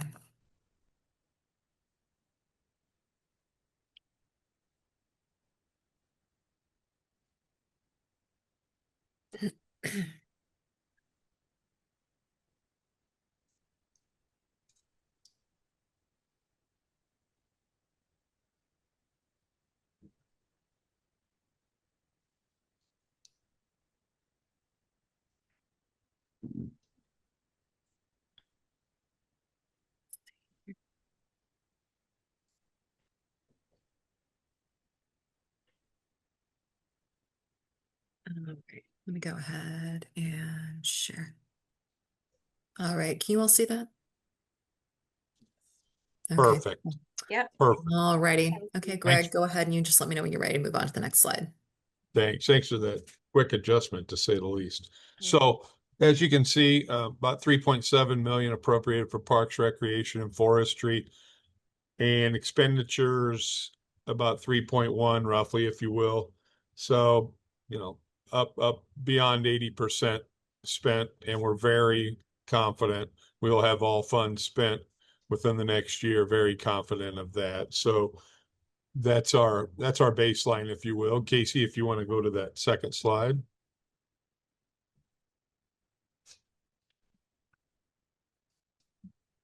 Great, thanks. So on this, I'll hit a few of the highlights, and I'll tell you which ones I'm hitting, and then I'll hand it to Wakina just for some really positive news coming out of our department. We contend it's been very positive, and we're very thankful for the federal funds. So going down to hazard tree removal, we have a couple of tree companies working for us now. We have with that $8 million Fed grant. And one of them is Michael's Tree and Loader, who have been with us. They've received many contracts over the years. So their role in these ARPA funds was hazard tree removal with about halfway down the chart with city trees. So we're only talking about the trees in the parkway or the tree lawn area, however you refer to it, in all your wards, your 14 wards. So you're going to see a complete expenditure of that of $785,000 there listed, which is terrific. And they continue to work with us on ash tree removal, as the alder persons know as well. We had, I believe it came from the prior administration of where that decision was made, but you're looking at a total of $400,000 for Hyde Park and Marquette Park. What that 200,000 did at Hyde Park was a new pavilion, and that was a completed pavilion. And then the other half of that, the 200,000, was essentially a completed basketball court at Marquette Park. There was a nice ribbon cutting there, and it was formerly a tennis court. And we added a drinking fountain there, which it's amazing how much emphasis citizens put on drinking fountains and comfort stations. So that was great. So that's that 400,000. And then I'll move on to the last item. I know I talked to Alderwoman Boyd many times about this in the past, and I'm sure other alder persons as well. That private tree removal account is Hanson's, is another tree contractor, just like Michael's Tree Unloader, a private service. Those are really unprecedented funds in that we are always budgeted about $50,000 to take out private hazard trees across the city. Well, at a tune of about $2,000 to $3,000 per tree, we can do the math that doesn't make it's impactful, but that doesn't make the impact we would like citywide, even though it's on private property. We need these hazards out just like our city trees. So Hanson, I just got an update. Casey's information is of course accurate here, but as of this morning, you see we are allotted 818,000. Alan informed me that we are over 500,000 in cumulative expenditures. And these are folks that are going out on private property to remove hazards, which is unprecedented at that level of funding. So I'll stop there. And Miss Callion. Okay. Thank you all and good afternoon. Well, we had some great programming that was provided because we had these ARPA funds, which allowed us to do some great things within our recreation centers. One, we were able to open up computer labs at our Marquette Center, also our Tandy Recreation Center, as well as Woles and 12th and Park. So those centers are open and up and running at this time, where anyone can come in and utilize the services that we're providing. With Nothing But Net program, that went very, very successful because not only were we able to have an adult basketball league, we also helped with our youth league. And it was official. We had the opportunity to hire Nothing But Nets, which is a group that offer official referee training so that we can have the appropriate officials for our basketball games through our youth league. We were able to utilize them for over the last 3 years going into, they just finished up this past year with our basketball program, youth basketball program. We had over 300 plus kids to participate each year. And we were also able to purchase uniforms for the kids with through these funds as well. And then we had our Charms program, which is a mentoring for our girls. Well, it started off with just the girls learning etiquette classes and things like that. This year we added in, we had boys that wanted to know, why can't I join? So we did then include boys into the program where they're learning etiquette things too, as well as introduce chess to both girls and boys doing that program. Right now we have our Nothing But Teens program, which is mentoring our boys and girls. And they're providing programs within Gamble Rec Center as well as 12th and Park. And they just moved over to Marquette, where they'll be doing some mentoring for our youth and providing gaming trucks, things like that, to get them acclimated and a way to open it up while they're at the rec centers. We also had Brown Entrepreneur, who did a phenomenal job with our entrepreneurship group that came in. They finished up their program and were able to have some kids to do a sell where they were able to sell some of their t-shirts and things that they made along the way. Another great program we're so proud of is our New Dimension soccer program. It was such an amazing event. We are finishing up with them this year. They did such a good job. We went from having 20 teams last year to we had over 350 kids sign up for soccer this season. So we were able to have at least 15 games going on during the same weekend.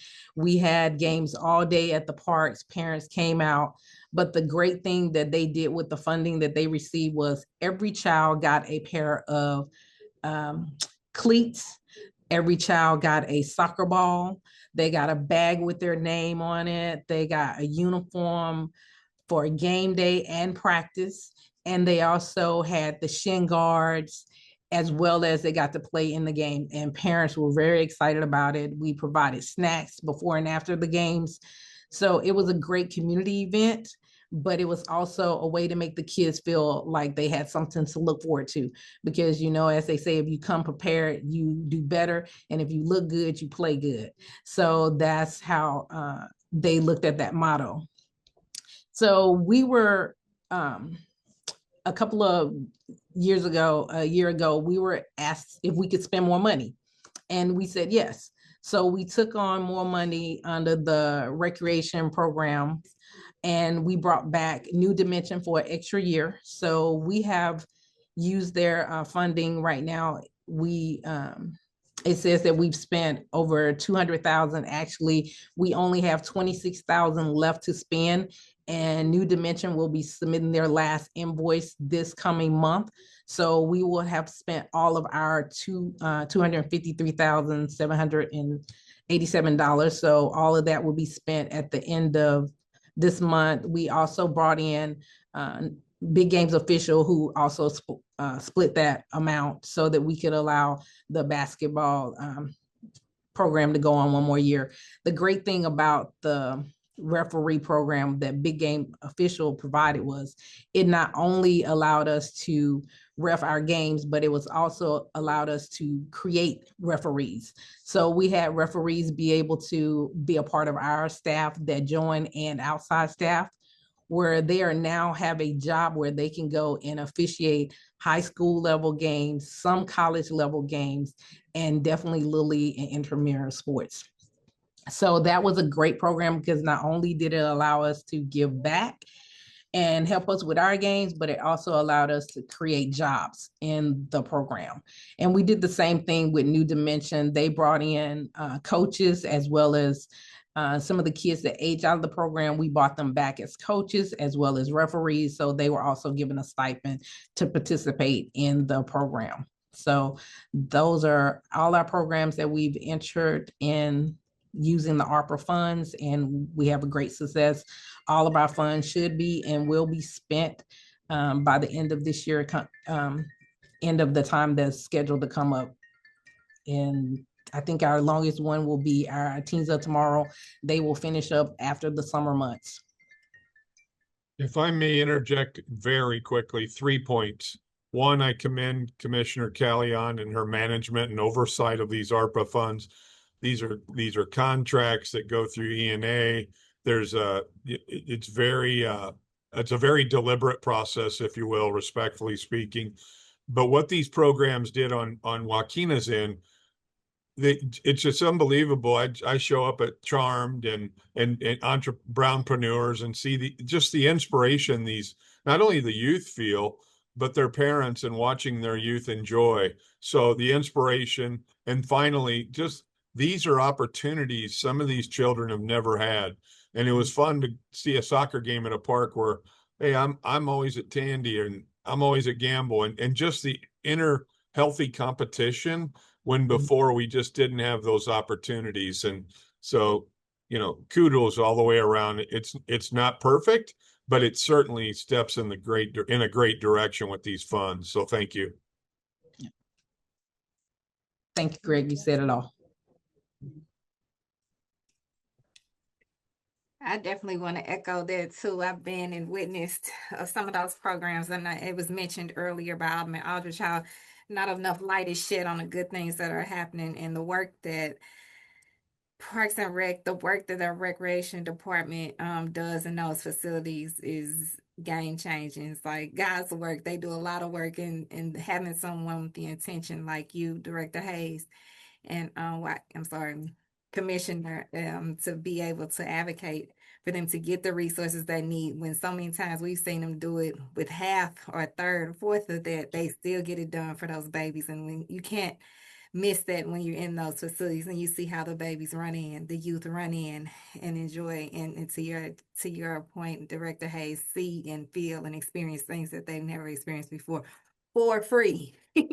For free, which is the big thing there, right? As a parent, as a grandparent, I know what it means to be able to afford recreation for your children. So thank you for all the work that you all are doing and continuing to do.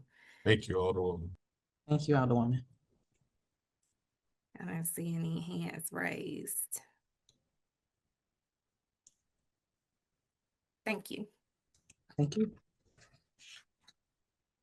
All right, well, next up, we will pivot to ITSA and Clerk's office. Is it easier for me, since I'm already screen sharing, just to screen share through the rest of the presentation? Would that be supportive for you all? If you would like, if not, I could go back on. Either way. Okay, that's fine. My screen's already up, so I'll take over. All right, well, we will have Cindy and Simon kick us off, and I'll tee up your slide deck soon. Great. Thanks, everybody. Thanks for your time. Cindy Reardon, the IT director, and joining me in this presentation is Simon Wong from the Mayor's Office, Chief Technology Officer. He and I worked together on a lot of these projects over the last several years, working on some IT modernization projects. You can see there our cover slide as to where we're at with our spending. And on the next one, I can go through the details of what we've been up to. So yeah, the first line there is the data analytics and software team that we partnered with SLDC on to hire a data manager and a couple of data analysts to work with him in support of funding a transparency project to make sure we were being transparent with how ARPA funds were being spent and what projects ARPA was using, but also to start gathering data from the various operating departments, putting together a data warehouse and gathering metrics from the different departments that are, whether that's CSB service requests or permit data or building division, demolition data. They worked on creating dashboards and data metrics that are to help departments visualize the data that they're using, and that way hopefully make better decisions and manage their operations. So a lot of work went into getting that foundationally put in place, and it continues today. But as you can see, we've spent all the ARPA money that was allocated toward it. The next one, high-speed Wi-Fi in the rec centers, which partners exactly with what Joaquina was just talking about at Parks for their learning labs. We use some of our ARPA money to bring high-speed Wi-Fi to those rec centers, because without high-speed Wi-Fi, a computer lab is not going to be very efficient. So there's still a little money left in that line that we will easily spend by the end of the ARPA period. What's left there is ongoing monthly utility bills with AT&T for that high-speed internet, and so that one is on its way to being spent. The next 4 lines really are all they're different flavors of modernization of our tools that are citizen facing, and the bulk of the money that's left is wrapping up some consulting services, items that they were helping us roll out, and I can hit on some of the highlights there. The digital front door is the concept of one-stop shop or one view for our citizens when they come to our city website and they have lots of different transactions they might need to conduct with different city departments. Maybe they want to pay their tax bill. Maybe they want to get a block party permit. Maybe they want to put in a service request through Citizen Service Bureau. So we're working to create a single interface where you can log into the website. There's some beginnings of that you will see now, and log into the website, manage all your transactions, see your whole profile in one place. That included purchasing Salesforce software licenses, and we're starting to roll out Salesforce in more and more ways as a way to manage our customer facing applications, and having an account where we can keep an account on our customers, our citizens, whether they're businesses, nonprofits that might be applying for grants, using Salesforce as the foundation for creating that one view of our customer.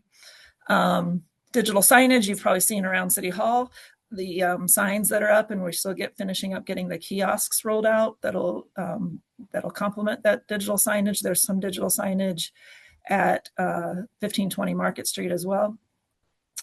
The website refresh was really back end stuff in our technology that we are updating, some of our integrations and how we pull data from, whether it's the GIS or other back office platforms, and how we pull that data and display it to the website. Overhauling how our information architecture is structured so that we can be in a position to refresh the front end of what everybody sees on the website. But so that website refresh was really about modernizing the technology that's driving it from the back end. So not something you necessarily see yet, but hopefully leads us to something that you will see.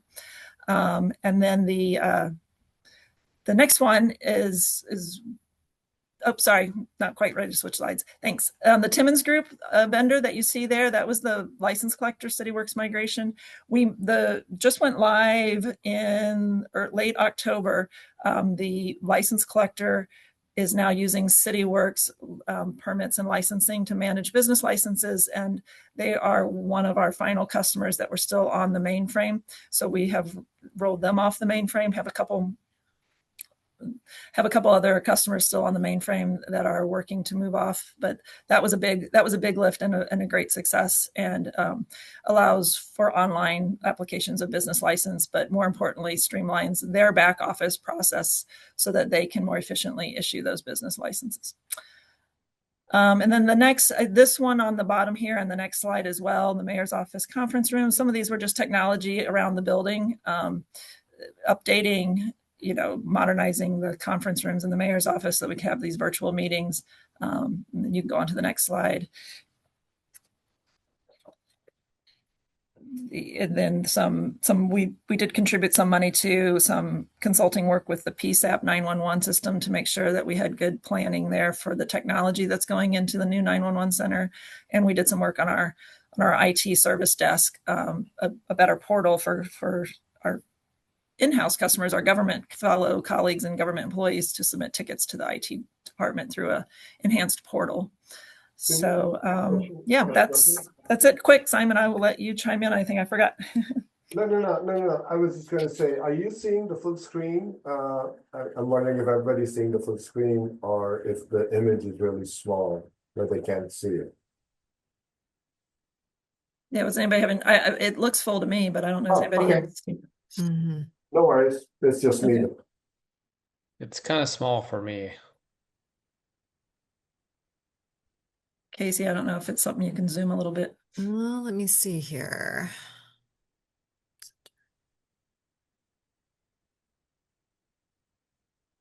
Yeah, that is full screen, but it's box. I'll take over, Casey. Let me go ahead and do that. Yeah, it might be easier. Not sure what's going on my end. We want to make sure everyone is able to see. Thank you so much. No problem. One moment. Thanks.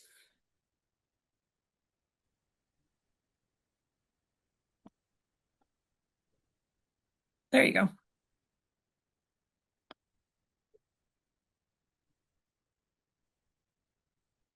So yeah, if I didn't say clearly, I don't have any concerns about spending down what we have left. We are pretty much on the final home stretch of all of our projects. If they aren't already finished, they are very near finished, or they will cover services and support through the remaining months of the ARPA period and be spent down by the deadline.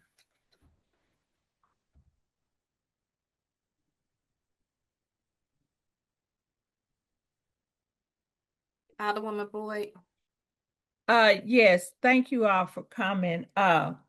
I guess my question is, because we've been doing research in regards to with IT and service requests, and how we're trying to look at, my LA is trying to look at how to make sure that that process is streamlined and better. So, or in your funds being implemented, is that a part of the process, upgrading that whole process, connecting those departments? So I think what you're asking about is sometimes more on the workflow and operations side to make sure that the business of taking a request from the time it is filed by a citizen through the department and to the end game of actually getting it fully completed. I'm sure there's non-technology work that's happening on that front just to make sure everybody's working in lockstep. But yes, the data analytics and software group that I talked about on the top line item there, a large part of what they are involved in is looking at metrics that are measuring what's happening where along those business processes to say, hey, something's getting bottlenecked here. We're seeing that everything gets this far and then it seems to slow down or it gets stuck or we're not seeing clear resolutions. So in that sense, yes. And then while it's not ARPA money per se, my systems development staff does a lot of work with operating departments and just looking at how they're utilizing and how their software technology, whether that's CityWorks for service requests and permits, or whether it's something that comes in through the web team through a website interactive form. They are always working with the departments to make sure that we're using those tools to improve their processes or make their life easier. And so I guess, saying all of that, so what you're saying is you all are looking to improve that process through IT? Well, we partner with the department. I mean, I don't know I think you're talking about the Citizen Service Bureau process. Am I correct? Yeah, when you so mentioned like when the Yeah. NIS is put in the service request. Yeah. And so what we're finding out is service requests are either just sitting idly in IT or the other, like you said, the other departments aren't connecting. So it seems like our departments with all the technology of today, they're not connecting with each other to follow up to know, what's going on. Right. And that's what I was asking. Yeah. So I wouldn't say that we're trying to own that business process, but we are definitely a partner at the table with those departments looking at their process and giving them the metrics and helping them interpret their data and look at their data and make sure that their data entry is sound and that they're using the tool to its fullest capacity so that they can improve those communications. But it's very much a partnership. Okay. And Thank definitely you. something that and definitely something that the current administration, that Mayor Spencer and her team, I know we've been working with them a lot on these conversations and looking at business flows and how to, just smooth them out if they're getting stuck. Yeah, I appreciate it. Thank you, Cindy.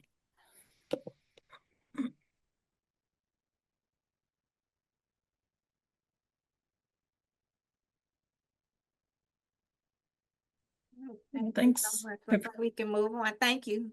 Yes, thank you. Yep, that sounds great. All right, we will move on to our Department of Health. Good afternoon, all. Can you hear me? Yes. Thank you. Ma'am, I just always want to make sure. So the Department of, I'm Victoria Anwary, Commissioner of Health.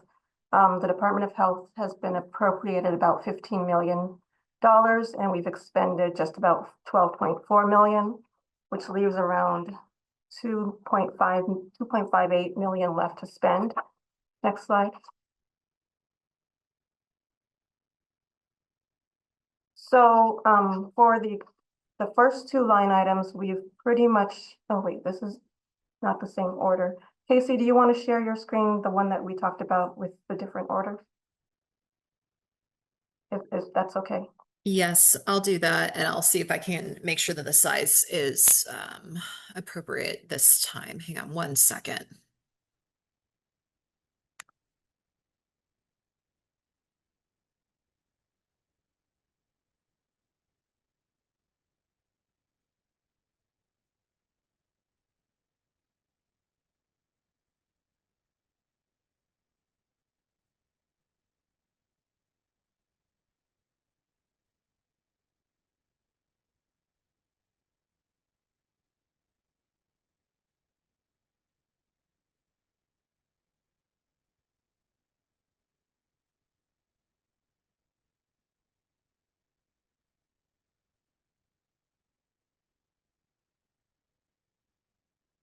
All right, are you able to see that?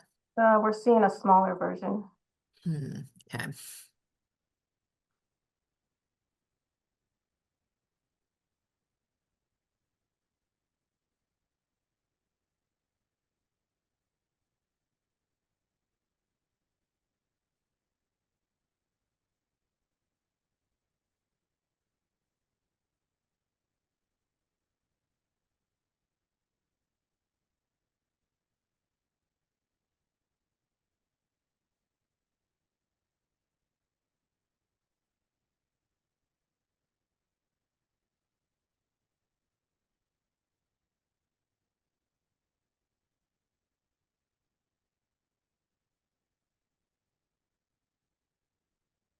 There we go. How about that? It's not in presentation mode, if that matters. Is that working for you guys now? Yes, thank you so much. Okay. Thanks for bearing with me. Of course. Okay, so for the first two lines, we've expended all of our appropriated dollars for the 911 diversion program and community canvassing related to ARPA. For the community health worker line, we are on track there. That is consisting of two subrecipient contracts. One is completely spent down, and then the other got started late, but is on track to spend down their funds fully. The next one is Community Violence Intervention Program and the COVID-19 incentive program. Those monies are also fully spent down. Mobile vaccine clinic is appropriated to our outreach work during respiratory season. And so those mainly are funding outreach staffs, and we're on track to spend that down as we are doing additional outreach this respiratory season in connection with the recovery office for individuals impacted by the tornado.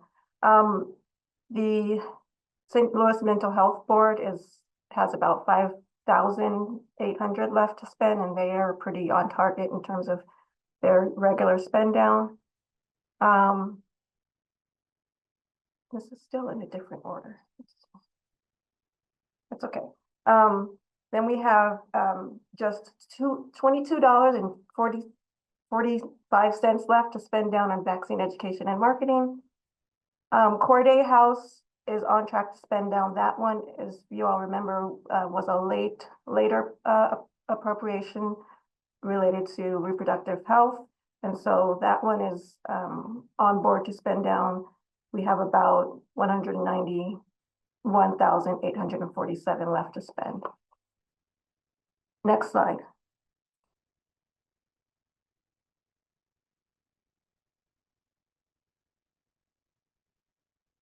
So the first line is consisting of 3 subrecipient contracts. And we're waiting on, and so we have left to spend down $74,568. And we're waiting on a final invoice from one of the 3. And then one of the vendors is catching up on their invoicing. So we think we're on track to spend that down. Let's see. So the next 2 lines, COVID vaccine incentive cards and COVID vaccine treatment, COVID treatment, testing and vaccination. This relates to 2 subrecipient contracts, one with the Integrated Health Network and one with Correct Commissary to provide vaccination for the jail population. This one, we have about $686,812 left to spend. We still have through this contract COVID vaccination, the COVID combo and flu. We're trying to get through a lot of it this respiratory season. Interest is waning in the uptake of the vaccine, so we're going to push as hard as we can to spend down that $686,812. But again, interest is waning, so we'll keep an eye on that. The Missouri Works Initiative is fully spent down. The Animal Care and Control has about $28,511 left, and Some of that has already been spent on some repairs to the shelter that were requested, and we expect to spend down the rest of that money. For behavioral health, we have 961,782 left to spend.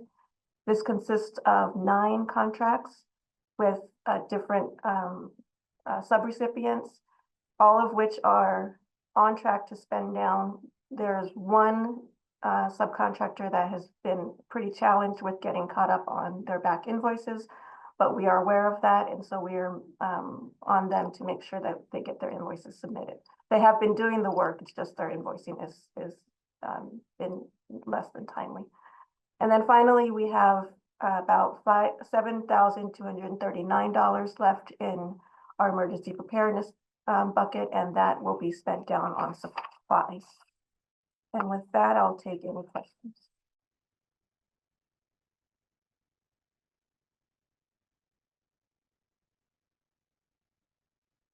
Thank you so much.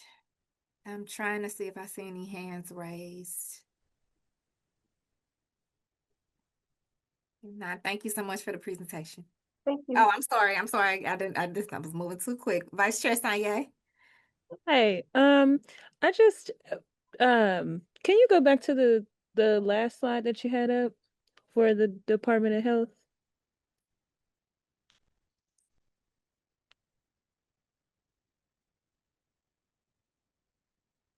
Go the other way and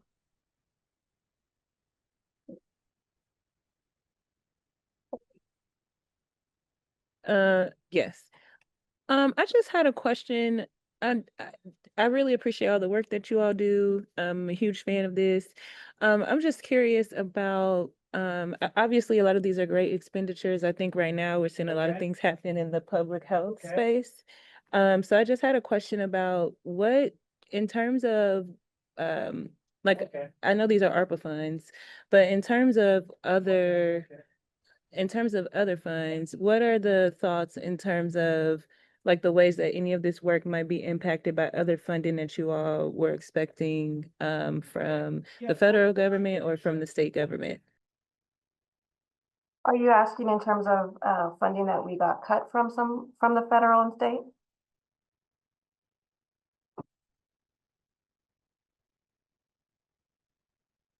I'm not clear of the question. Are you asking about how these funds relate to funding that we may have gotten cut? So some of these, like especially around like infectious diseases and some of the work around there, was all of these like independently purely ARPA funds, or were any of these relying on, other federal state funds? I guess I'm wondering, obviously the goal of this conversation is to get the funds out. And so I'm curious about, as far as the sustainability of these programs, knowing that ARPA funds will run out and will be spent, how the ongoing and the sustainability of these programs will be impacted by state or federal funding. Okay. Right. So we have a core funding from the state, which is passed down from the federal government for public health, core public health functions, which includes some of our respiratory campaign stuff every year. So we have a core base for that. We just increased a lot of the things that we were able to do through ARPA. Through ARPA, we've been opportunistic in terms of being able to translate some of our materials that we hadn't translated before into multiple languages. And so that's an add-on because of ARPA. And then again, because COVID was so big, having the ability to do mass vaccination was not something that we would have done before, and is not something that necessarily we would continue to do post the ARPA funds.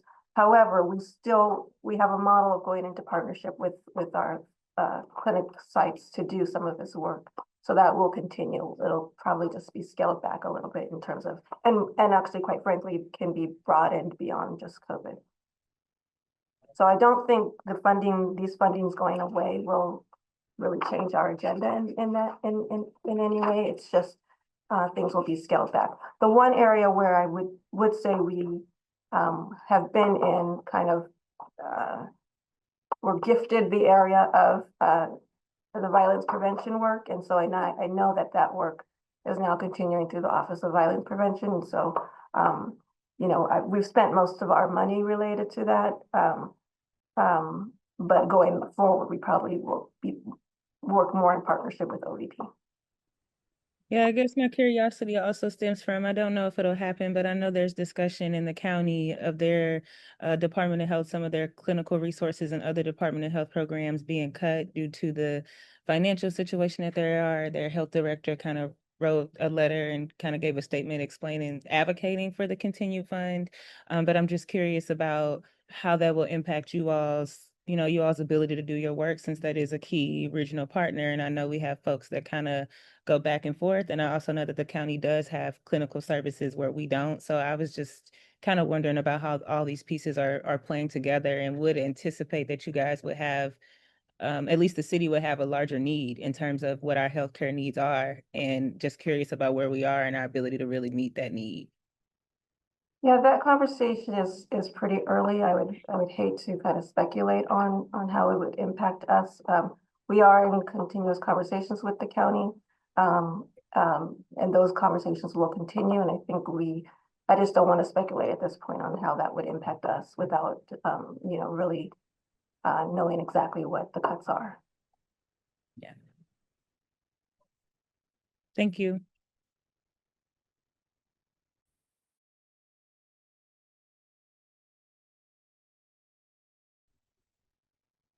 All right, if there are no other questions for Department of Health, we'll move it over to the Department of Human Services.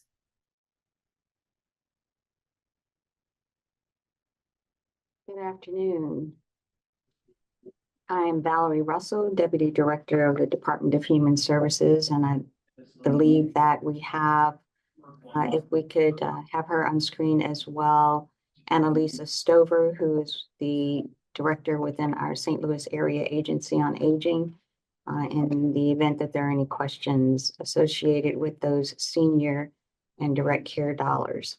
The Department of Human Services was appropriated $51,976,236.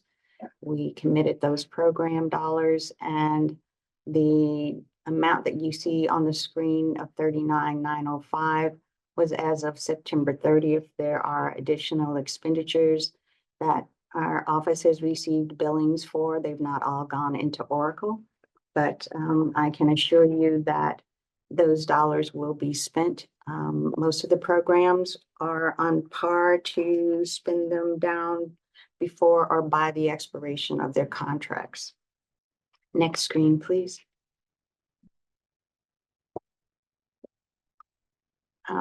The accounting and legal compliance were DHS's internal expenditures, and we have utilized all of those dollars. The Bridge Housing Program has various service providers that are still operating, and the Homeless Services Division anticipates those dollars being completely exhausted by the end of those contracts. I would like to interject within the context of these projects. We have approximately 36 different vendors operating the services programs that you see here. Some of them have multiple programs. The majority of those dollars went to homeless service programs, and then to our St. Louis Area Agency on Aging. And our administrative office is directly responsible for following up with 4 different projects as well. Having said that, the United Ways call hotline, central intake has been fully expended. Case management and program operations, those dollars are being discussed with Navenna and Jody and the city councilor's office. They were to have been moved in December of 2024 and were not. So we will be appropriating those to other categories. The direct care support workers project, I will give an update. The appropriation of $1,500,000. They currently have an expenditure rate of $737,485. Within those projects, there will be some shifting of those dollars to some other services based upon the underperformance and or inability of the project to be implemented as it was originally designed. The emergency shelter funds are still in operation, and we intend to spend those down by or before the end of the contract. And housing stabilization. There is an item associated with the housing stabilization in that some of those dollars were moved to help facilitate the additional funding to the project that you'll see on a second slide. And I'll mention that, but 400,000 of that was moved so that we could provide more funds to the Right to Counsel project. We did that, excuse me, my mouth is dry. We did that in coordination with the previous administration and with Navina and Jody to make sure that we had enough funds to implement the Right to Counsel project. Otherwise, there are still programs operating under housing stabilization. The Impacted Tenants project, those dollars, the 100,000 that you see there is for Employment Connection to implement administratively and to disperse the funds for the individuals who apply for impacted tenants. That project was late in starting, but as of November 21st, it is live and active and taking applications. As of today, 71 applicants have submitted applications for funding consideration. One has submitted all of the documents that are required, and those individuals are working diligently with Employment Connections to make sure that they get assistance to get their documents submitted and or reviewed.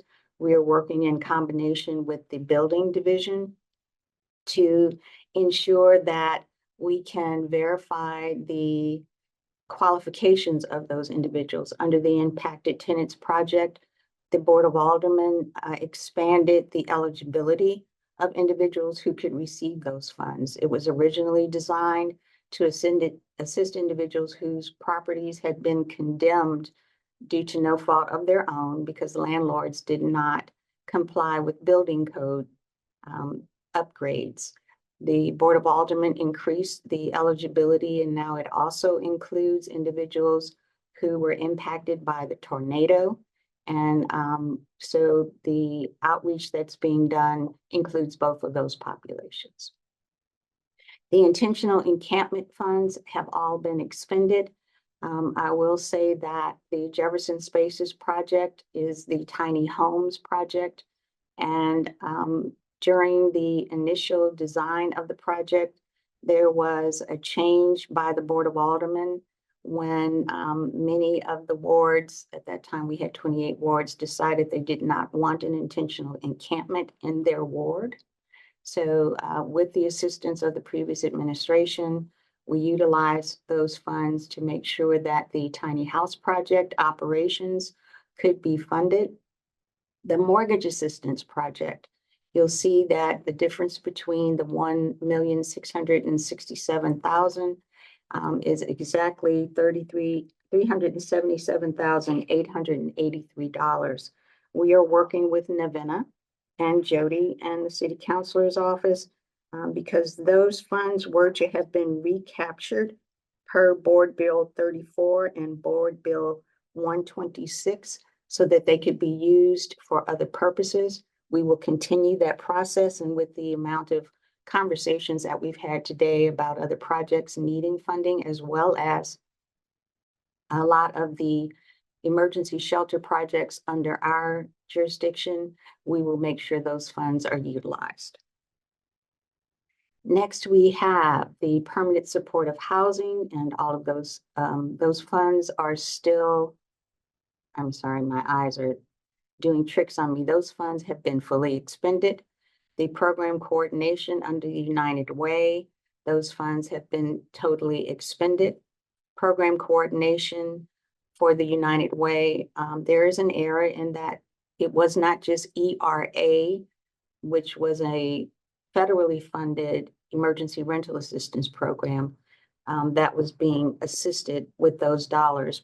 there are actually multiple programs that are United Way is assisting us to coordinate.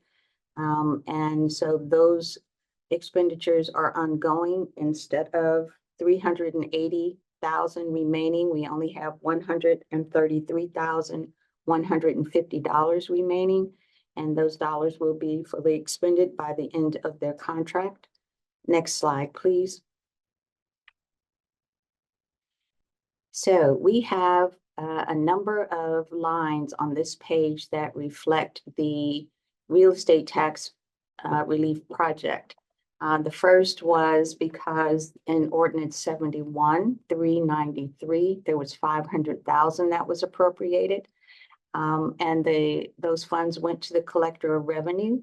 The cumulative expenditures that you see of $497,000 is actually fully expended as of February 2025.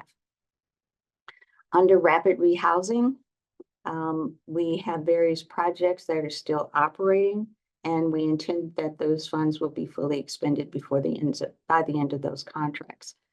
I mentioned a few seconds ago that we had two different lines about the real estate tax assistance project.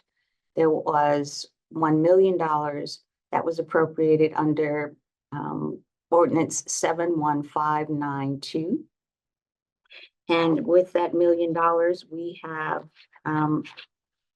entered into a contract with the collector of revenue for $650,000 and another contract with Park Central Development for $350,000.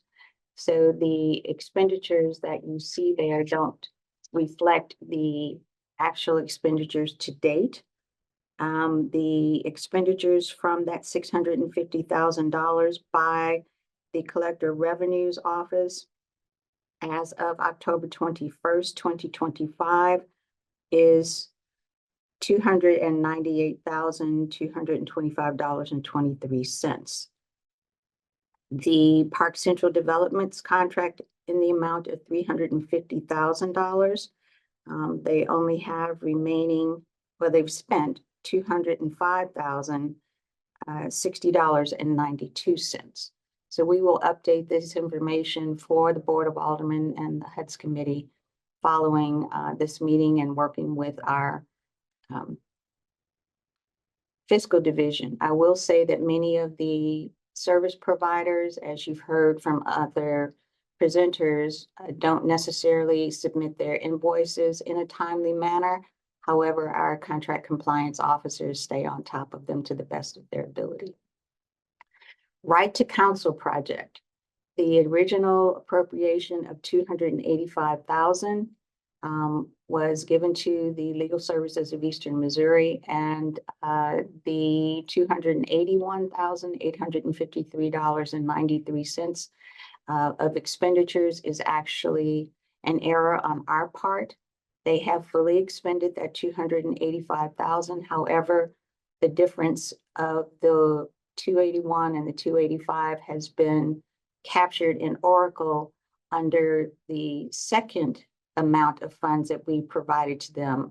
You will see it once we update this spreadsheet. That amount would be included and expended from the $400,000 that was added. So that contract is actually $685,000.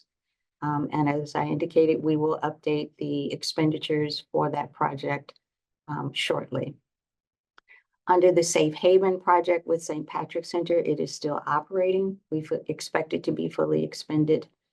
Under senior services, there was $3 million that was appropriated, and the director of our St. Louis Area Agency on Aging is making adjustments to the contract under that particular category. Some are underspending, others can use the funds to provide more services. I don't know if Annalisa is here, but I will, rather than ask her to weigh in, we do fully expect to expend all of those funds. Targeted cash assistance, the ARPA project that was to provide $500 gift cards to eligible individuals has been fully expended, with the exception of $15,000. There were 9,300 individuals who received the $500 gift cards. And a percentage of those individuals did not activate their gift card. Of that, $15,000 had to be returned to the city. And that 15,000, I believe, is in an area to be recaptured. But again, 9,300 individuals received the $500 gift cards. It was a very successful program. Under wraparound services, those programs are still operating, and we fully expect to extend all of the funds by the end of those contracts. And I will take any questions. All right, thank you. Thank you so much. I did see Annalise here. I didn't know if she wanted to add anything. Hi, this is Annalisa Stover. We are part of the Department of Human Services, the Area Agency on Aging portion. I wanted to mention that about a month ago, we were notified that we could change funding between categories, since the overall title of the project is Elderly Services. As a result, I have met with all 11 of the contracted agencies and have spoken with them to ensure that agencies that need a reduction in their contract, that we will make those amendments, and others that are fully utilizing the dollars, as Deputy Director Valerie Russell stated, we will increase that funding. I also wanted to mention that these are funds that have been utilized as of the end of September. We do have 4 invoices that we need to process for over 200,000 that will be reflected once Oracle updates with those October and November expenses. I also wanted to have the of ours for 10 years, and we have 600,000 allocated to them for emergency meals and for meal distribution. We are anticipating the possibility of a second federal government shutdown in January. After the last government shutdown, our federal funds were approved through the end of January, but we will then be waiting on a continuing resolution or a budget to pass to access those dollars. So we are doing a rollout of the ARPA funds with GA Foods in December, and then we'll be amping up in January, February, March time period. We have and do receive invoices from GA Foods of over 200,000 per month. So as stated previously, these dollars will be fully utilized by the end of June 2026. Thank you. Can you say your full name? I apologize for just calling you Annalise, but for the record, your full name and your title. Sure. I'm Annalisa Stover. I'm the director of the St. Louis Area Agency on Aging. We are the aging portion of the Department of Human Services. Thank you so much. I think because I probably gotten on your nerves, especially since May 16th, and I call you so much, Annalise, I just automatically said this. So with that being said, I don't want to ever miss the opportunity to publicly thank you and the real-time responses that you've given as we have gone through and fought our way through this recovery efforts, and Ms. Russell and Dr. Pearson and the work that Department of Human Services, I think sometimes goes unnoticed, untalked about, but I know that you all are really front-facing on the quality of life response, right? In the way we've been able Thank to you so help. much. Yeah, the way we've been able I appreciated all of your calls and texts saying this resident has needs, this building is being closed. And so part of the work that we did in tornado response was with 16 buildings that lost power. And we have continued those connections. HOSCO, North Sarah Food Hub, is one of the agencies that we're contracting with. and they are now doing weekly grocery delivery as well as pantry items, and also have frozen meals that they deliver.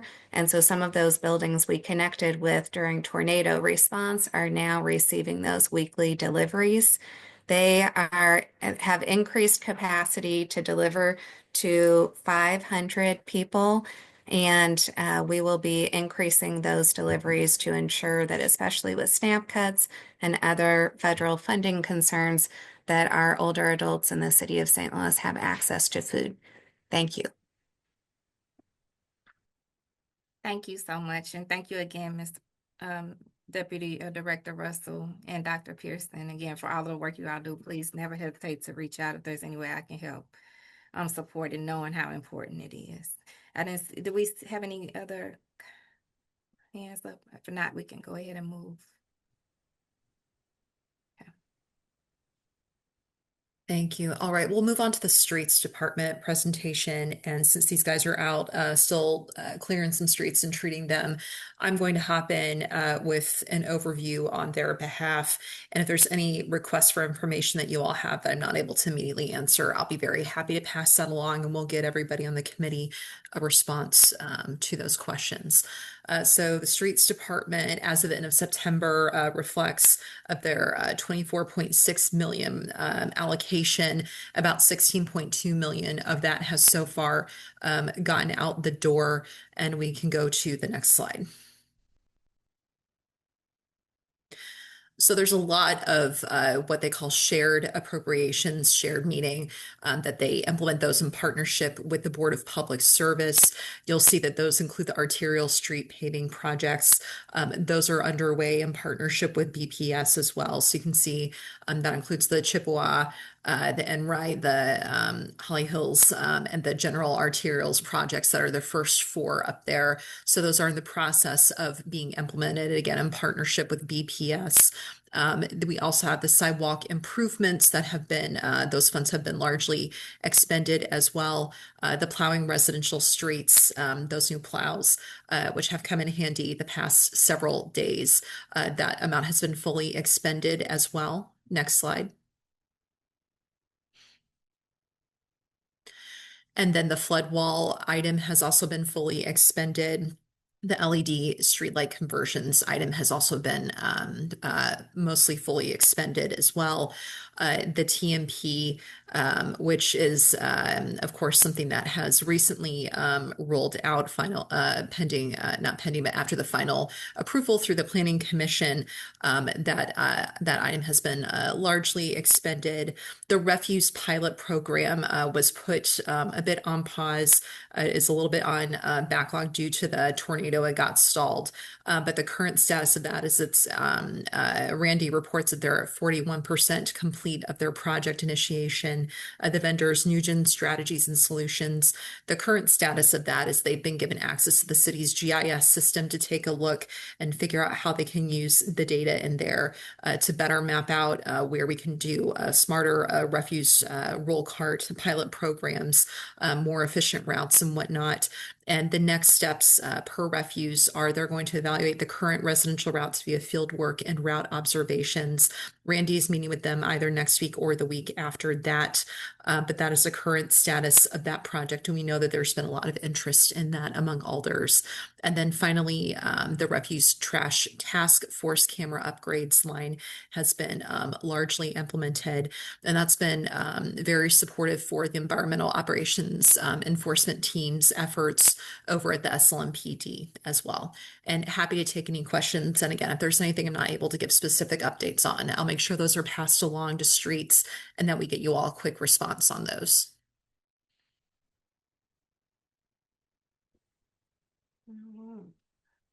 Any hands raised? I want to publicly thank the street department as well while we see it, make sure any colleagues might not have any questions. I mean, I was on the phone.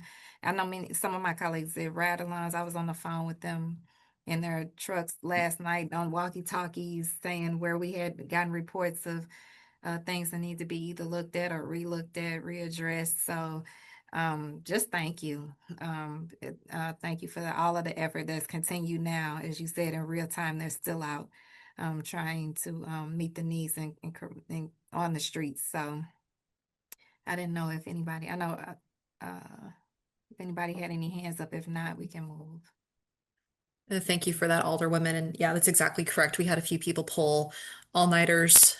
We had folks who had a pretty long day in our streets crews, got a little bit of rest last night, and then they came back at it this morning, and really have just done a truly tremendous job, and hats off to them for continuing to push. And again, I just want to also uplift our gratitude to all of you alders. I know that many of you have been in contact either directly with the mayor or with the streets department, flagging areas of your wards as you see them. That has been very helpful. So thank you for that too.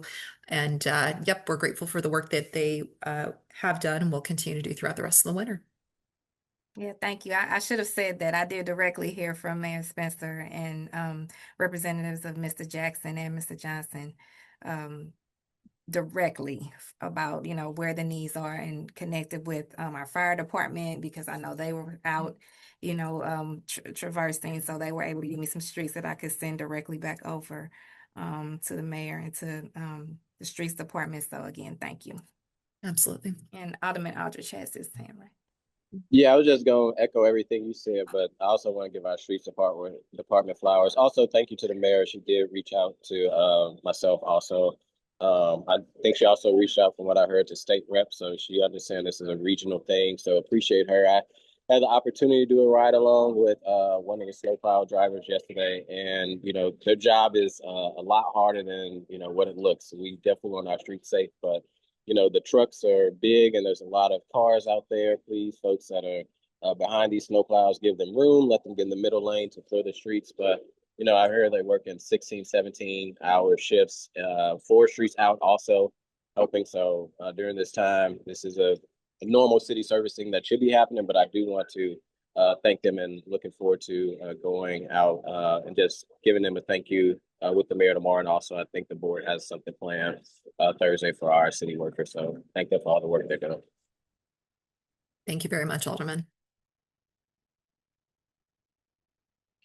Okay. Well, and if there's no other questions or comments, we can kick it over to the final presentation of the day, our Board of Public Service. Good afternoon, everybody. My name is Matt Perot. I'm the Deputy City Engineer for the Board of Public Service. So as we go through these slides, I'm generally going to touch on highlights and basically hit some projects with unspent funding. If you have any questions, just let me know at the end. So overall, you can see we got quite a bit of funding here from ARPA, 120 million. Expenditures are 82, 83 million. You go to the next slide.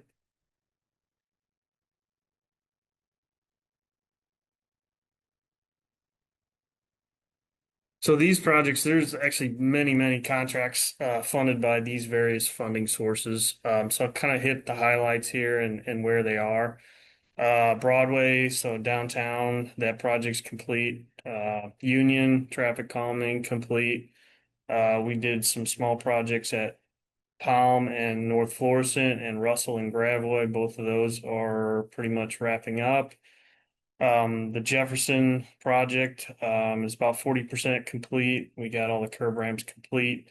And we're kind of waiting to pave. We were hoping to get that this year. It's looking like we hit some weather and that may push to spring. Kings Highway, about 60% complete. Same thing, we got a good chunk of that done, and a lot of that's going to push to the spring.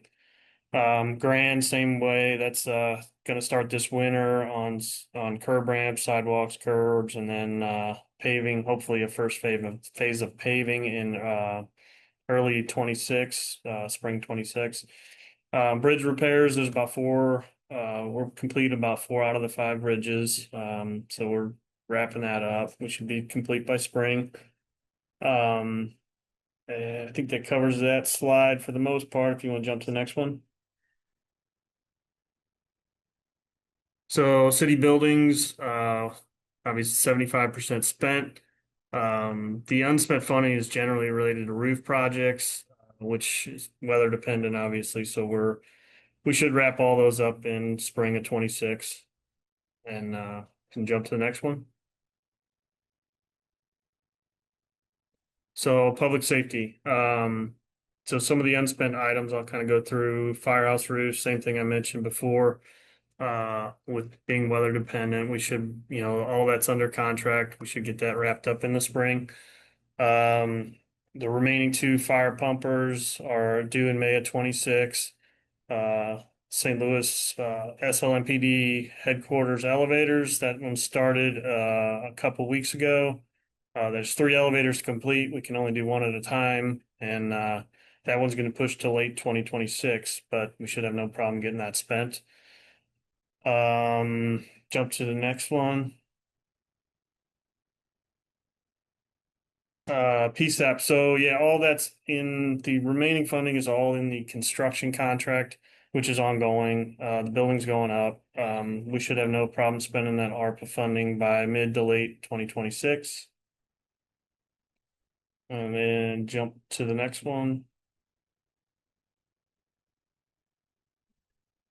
CJCC, so the main unspent funding there is the Carnahan air handlers, and we should be complete with that one by early 2026. And jump to the next one. So just miscellaneous. So the city vehicles and refuse trucks, the remaining vehicles scheduled for delivery this month. So that should be no problem spending that out. Transportation and mobility master plan, looks like Casey kind of hit on that. I believe that one was on their slide as well. Adopted by the planning commission in November, and we should have that, complete and paid out by mid 2026. Expanding broadband and public Wi-Fi. I think we're waiting on some Ameren switch gear at one of the parks, and should have no problem completing that by mid 2026. ADA compliance, this generally various sidewalk, curb ramp, ADA access projects throughout the city, including parks. We should wrap that up early to mid 2026. So all in all, it's a lot of projects that span those. Obviously, it's a lot of funding, but we have a plan and we're moving forward, and everything's under contract, and it's just a matter of getting everything built out and complete. So with that, I'll take any questions. Great, thank you. Checking to see if we have any hands raised.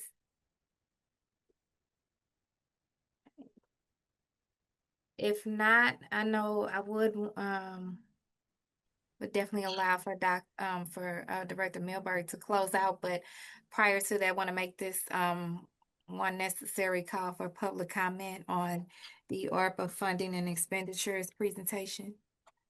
If you do want to speak, you'll just raise your hand, then I'll swear you in, and you can have 3 minutes to speak. We'll give that call. Madam Clerk will give it. No one's raised their hand yet. Okay. Right, we'll give it another about 10, 20 seconds just to make sure. It's technical difficulties today. Want to give extra time, right? If not, we'll go ahead and I'll just Director Milberg invite you to close.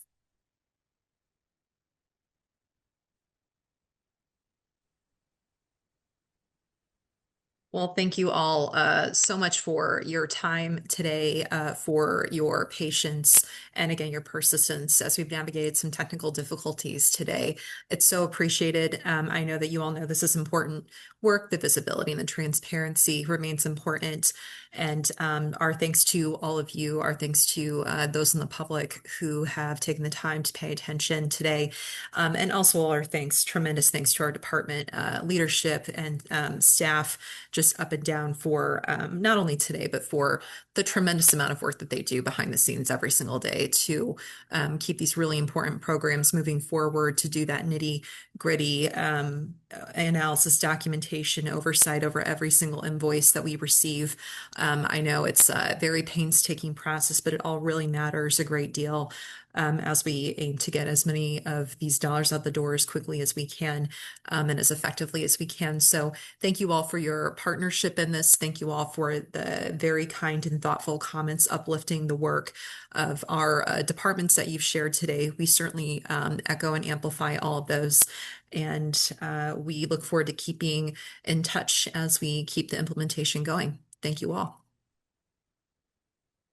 I guess I would just want to know just what are next steps, if there are any next steps that we can either assist you with from the board side or from the public side.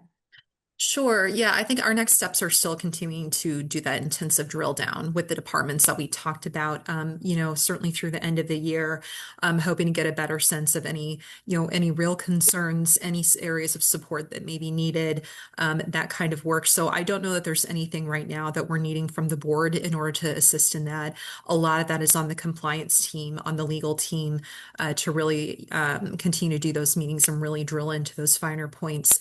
But if during that process there is something that we think could be helpful or that we do want to get on your guys' radar that we think is important for you to know, we'll be very happy to flag that and make sure that we do that soon. So thank you so much for elevating that, Madam Chair. It's very appreciated.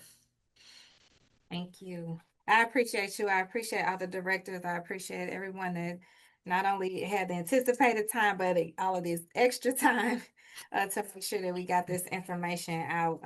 It's our responsibility. There's no other way to put it. And so taking the time is the least we can do to make sure that our constituencies and our residents hear this information. Thank you so much.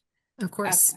I will, we're gonna alter the agenda a little bit as we ensure that the ZOOP update, the planning agency design and zoning divisions have the correct link. I'm gonna send a message to Clerk Rogers to get them the link. I think they're maybe on the other link that we had to mix up with. So what we'll do now is go to item number 1, Board Bill 108, Madam Clerk. Well, I'm not sure. Let's see.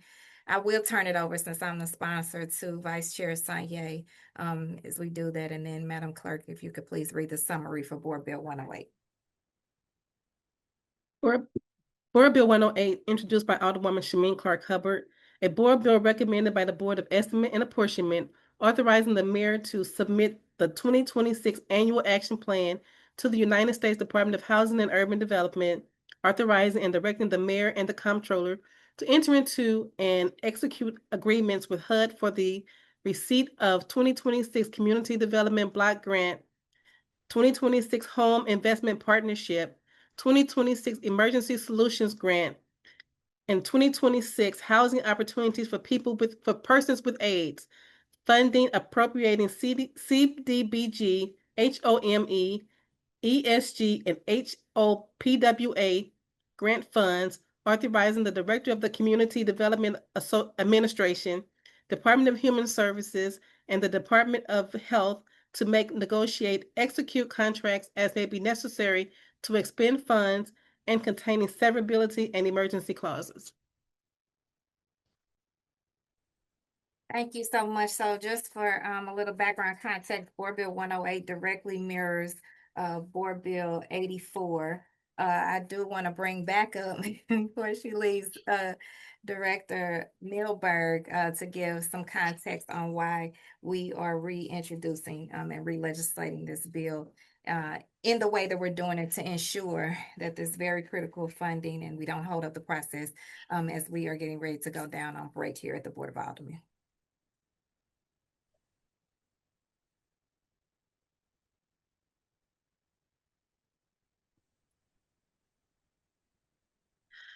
All right. Well, yeah, I'll be able to hop in with some comments if that's appropriate for me to do that right now, Alderwoman Clark Hubbard.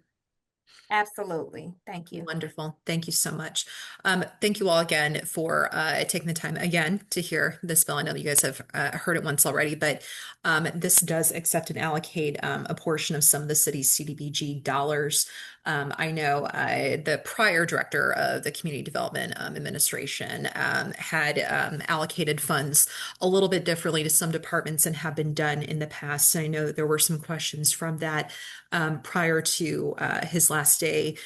He did put together a draft that the new director, the interim director of CDA, Mr. Moak, is currently reviewing for what's called a substantial amendment. And what a substantial amendment is it looks at some excess funds that were previously provided to CDA through HUD and says we'd like to shift these funds from this appropriate purpose to another appropriate purpose. And the purpose of this substantial amendment, which will be in a forthcoming piece of legislation, is to keep the prior levels of funding available through CDBG dollars to city departments level.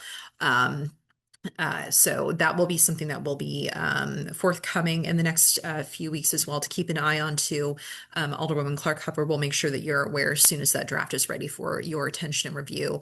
But again, the intent is to make sure that all departments are able to be receiving the same amount of funds that they have from the CDBG allocation in the past, so that there's no concerns for their budgets, there's no concerns for their staff. So that's the high level of where we've been and where we are going.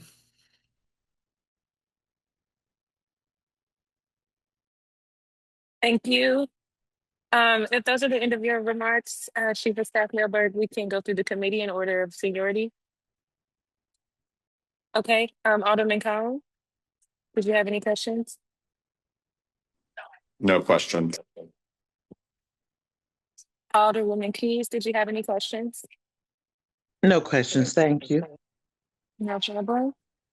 Alderman Browning, No questions. Thank you. Alderman Aldridge, No questions. and I believe I saw that Alderwoman Boyd was still on the call. Yes, ma'am. I'm trying to get on so you can see my face. I don't know why my computer's acting crazy. Okay, thank you. Thank you, Alderwoman Sonye. Thank you, Casey, for coming. So I guess my question, because I had to jump off to get on another call and then I came back. Did you discuss about the RAMS money for those private landlords, how you all were trying to distribute funds to help those tornado victims that had to have apartments or have someplace to stay? Do you mean through the interest allocated from the RAMS? Yeah. So, you all had a program that was going that would help the private landlords so we could make sure that we got people housed before this came. So that's why I was trying to figure out, where are they with that? Have they contacted those people? Have they, what have they done? Sure. I'd be happy to get an update from the Recovery Office for you on the latest with that. Since this bill doesn't address that program, I didn't come prepared with that information, but I'm happy to connect with Julian and see if he can provide you with the latest on that. I know that that was a different board bill that I know moved some of those funds. And I know Alderman Aldridge, you have your hand raised. I know that you've been doing some great work in Budget Committee as well. So I don't know if you want to talk a little bit about the oversight that you guys are doing on that too. They need to get off of mute.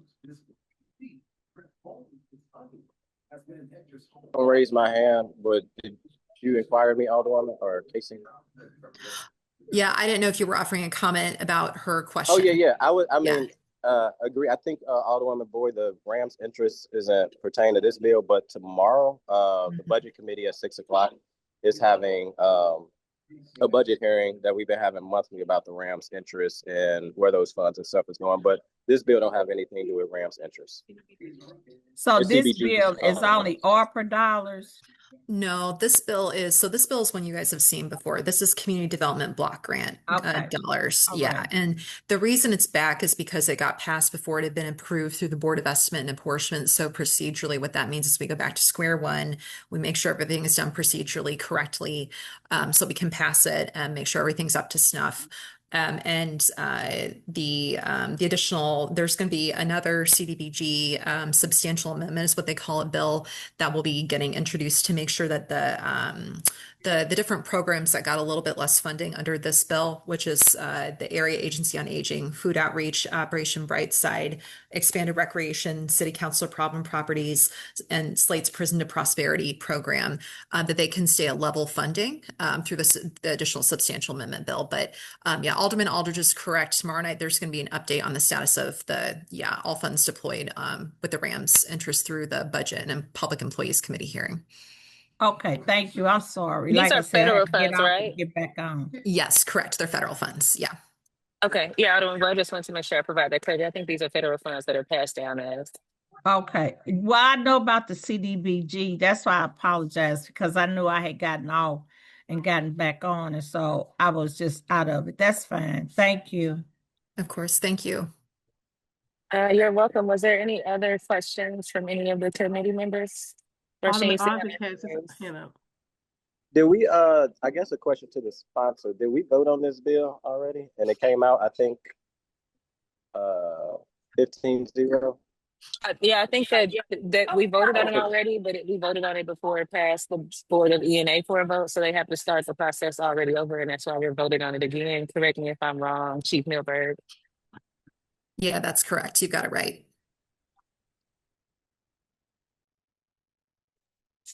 Did you have any other questions, Alderman Aldridge? Okay. Were there any other questions from any other alders? All right, Alderwoman Clark Hubbard, you are recognized to close. Vice Chair, Sonia, I just want to take a moment to see if there were any public. Anyone have public? No one has raised their hand. And I don't see any. I see all city associated individuals. I don't see any members of the public. Okay. All right. Thank you. Thank you all so much again for being amenable and accommodating to this process. And with that, I will ask for your favorable consideration and a due pass recommendation for Board Bill 108. I'm sorry, Ms. Clark Hubbard. There were supposed to be a couple of people that's supposed to be moved over there underneath the name of Rosalind Smith. I can move them over. I'm not sure exactly what their names are. Yeah, we can move them over and see if they have any public comments.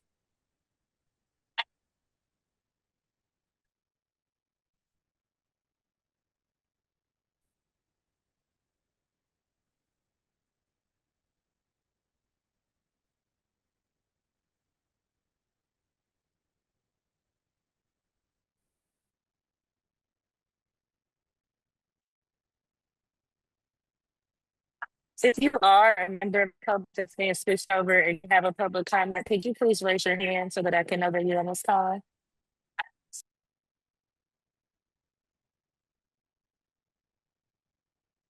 I think those people are from the building, from zoning.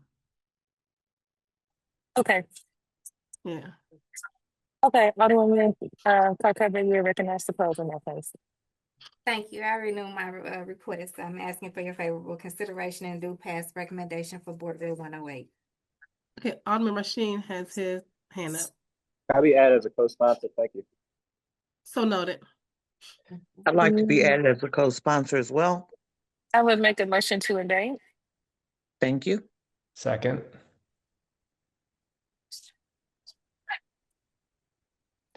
Okay. Madam Clerk, can you please call the roll? Alderman Cone. Aye. Alderwoman Schweitzer. Alderwoman Keys. Aye. Alderwoman Saunier. Aye. Alderman Browning. Aye. Alderman Aldridge. Aye. Chair Clark Hubbard. Aye. Alderwoman Schweitzer. We have 6 aye votes. Excellent. We have voted to indict this bill. We have already done our closing. And so with that, I can take a motion for a due pass recommendation. I move that we pass Board Bill 108 with a due pass recommendation. I'm sorry, I think Alderman Aldridge has a comment.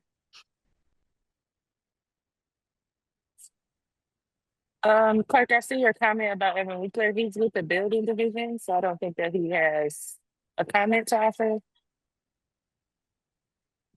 So we can continue. There's been a motion for due pass recommendation. Second. Is there a second? Previous row. Who seconded? It's Alderman Cone seconding. And Alderman Aldridge made a call for previous row, and I didn't hear any objection. So congratulations, Alderwoman Clark Hubbard. Thank you all. All right, with that, we will shift over to our final agenda item today, which is item number 2, an update from the City of St. Louis zoning upgrade, the ZOOP process. This is the city's Planning and Urban Design Agency and Zoning section of the Building Division alongside consultants for the zoning upgrade. We're here to provide an update on the process, key findings to date, and next steps in public engagement. With that, I'll call up City Planning Executive Miriam Keller to introduce herself, who's with her, and go forth with the presentation. Thank you.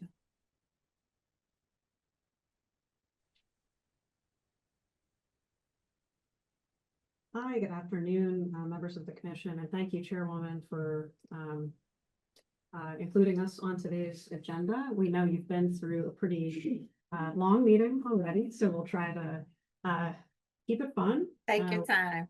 Yeah, no better a topic than zoning for for fun. But really appreciate the opportunity to share an update with the committee this afternoon. We've been at solid work with our team for the zoning upgrade, and today just want to provide you an update on the progress, share some of the key findings, a little bit of sort of great backgrounds behind those findings, and then give you a little bit of a sneak peek of some of the conceptual zoning districts that are sort of the next milestone in this process, and will be the primary method to really make sure we're hearing from the public early before we start developing very specific standards and regulations. So with that, I'll hand it over to Evan to share some words, and then we'll introduce the consulting team. Yeah, Evan Winkler with the zoning section. Again, I just want to thank you all for having us here today. I can't reiterate how excited we are for a new zoning code. It's been almost 70 years, so long overdue, and we're really positioned as a city for success in this overhaul. On the heels of a new strategic land use plan, we will have new regulations to enforce this kind of shared vision and goals we have for the city. So again, just thank you so much for having us. And with that, I'm going to hand it over to Colin, or Renee, sorry. Sure. So Renee Bieberstein here. I think I've met most or all of you before. I'm from Code Studio, which is the lead consultant on this project. So I'm going to, in a sec, share a short presentation with you and be able to answer any questions that you may have. Colin, do you want to introduce yourself also? Yeah, I'll just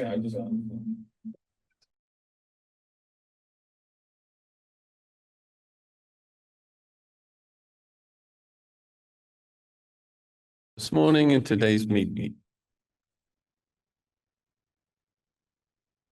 Could you repeat your name, please?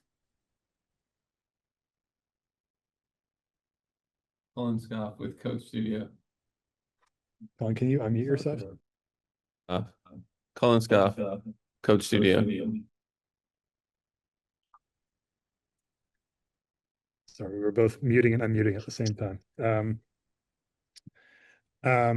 All right. Miriam, can you send the link to Jessica also? Okay.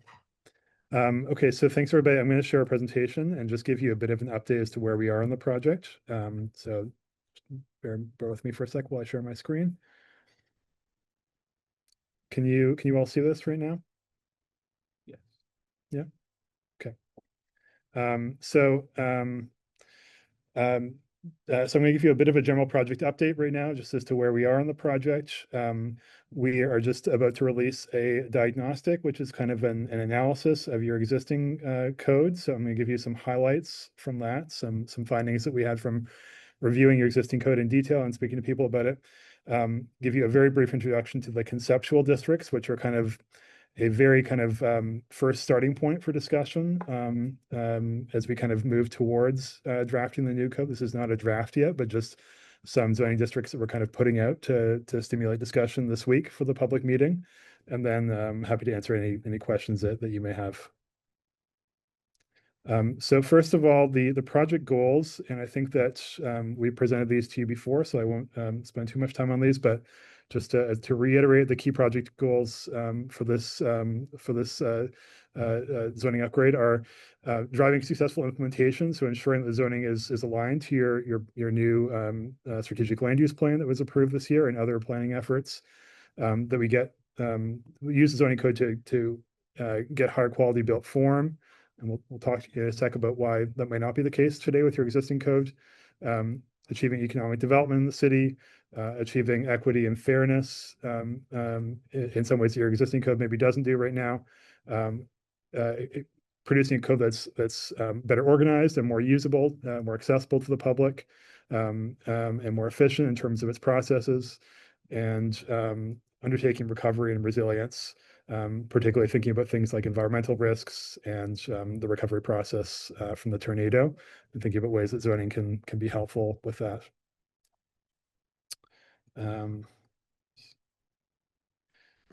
So just a kind of overview of the timeline for this project. We're a little bit delayed from where we were at the very beginning because of dealing with the after effects of the tornado. So the processes that we've gone so far are putting together this code diagnostic, which again, I'm going to share with you some highlights of today. We have put together a set of conceptual districts for discussion with the public this week and stakeholders. And so those are going to be released tomorrow at the public meeting. The next stage after this will be actually moving into drafting doing a first draft of the districts and uses and a first draft of the zoning map. And after that, moving on to the development standards portion of the code, and then the administration portion at the end. And the goal is that by the end of next summer, we'll have a complete public review draft, so a complete draft of the code. There will be an additional phase of this whole timeline after this that will allow for more public review and revision after that. But the goal is to kind of have a complete first draft by the end of next summer. So to the code diagnostic, and again, I'm just going to present you with some highlights. This is not the full diagnostic, which is quite extensive, but I would certainly encourage you to take a look at that. But just giving you a few highlights of what we found here. First of all, why did we do this? What was our goal here? St. Louis's zoning code, as was said, is really old. It dates back to the 1950s. We wanted to understand how well it's working today and where it needs to be changed. So in particular, where was it misaligned to the 2025 SLOOP? There was obvious places on the map where there's misalignments, but also less obvious ones around policy. How well the zoning code is meeting the economic, social, and environmental challenges of today. How efficiently zoning related processes work in the city, where there's unnecessary bottlenecks or red tape that we can remove. And how accessible the zoning code is to the general public. Is it too complicated and too opaque to understand? And if so, how can we think about making it better? This diagnostic has been informed by a lot of work that we've done. So going back to the SLOOP process, which involved detailed input from stakeholders and the public through many meetings and different types of events in all different formats. So we've collected all that information, and that's sort of been the starting point to us. Also, additional, more targeted meetings with stakeholders and the public that have happened over the course of the summer and the early fall of this year. Obviously, review of the zoning code itself, looking at reports of variances and rezonings and conditional approvals, review of other associated policies and plans, including the SLOOP and the neighborhood plans and historic districts, and input from city staff. And just a list here of some of the different groups that we've been engaging so far.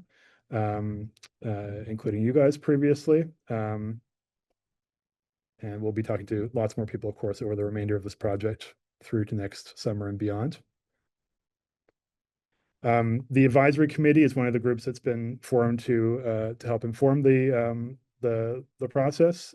So we have an advisory committee, which is a 12-member body of local residents.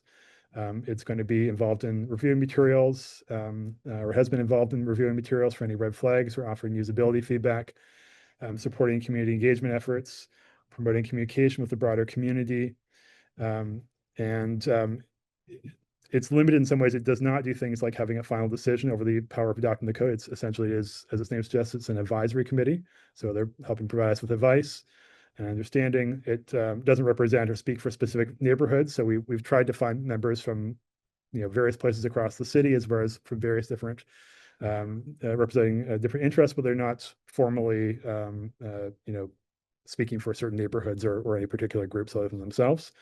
And it doesn't it doesn't outweigh all of their public comments. So this is just one tool that we have for informing the process, in addition to meeting with the general public through public meetings, stakeholders, working groups, and many other tools for input.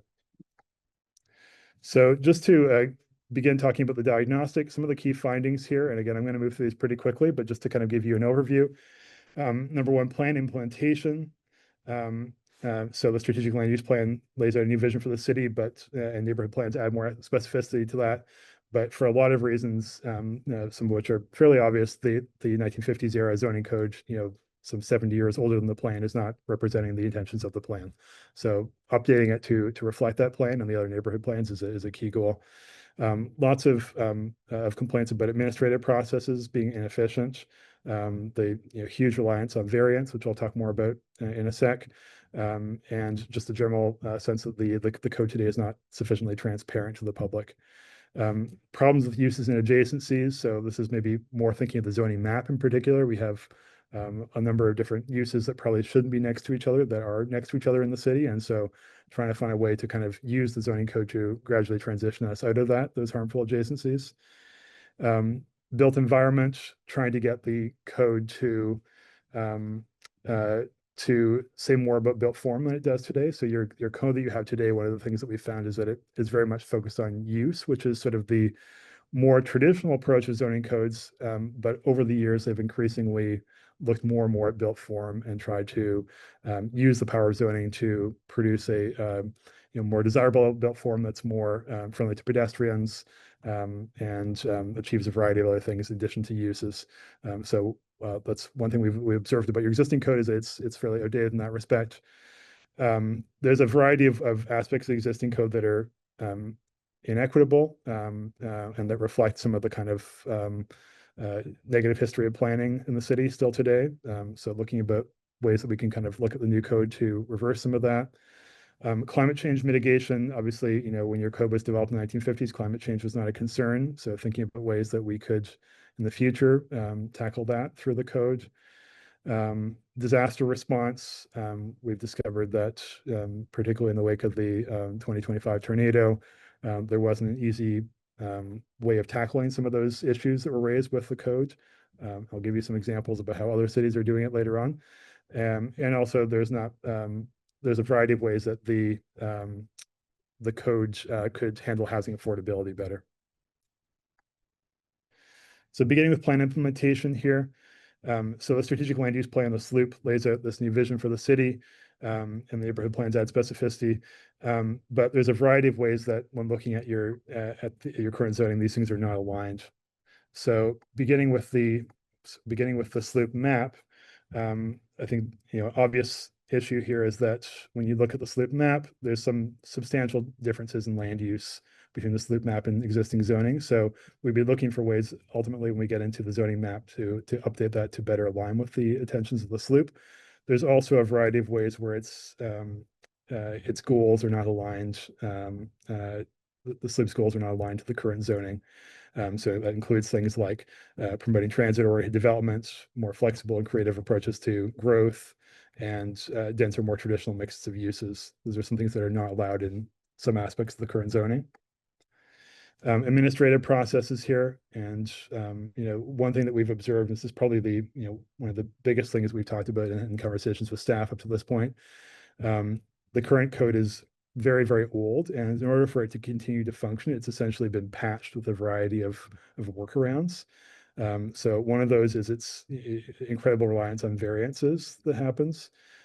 So variances are, essentially an exception, a special exception that's been made to zoning.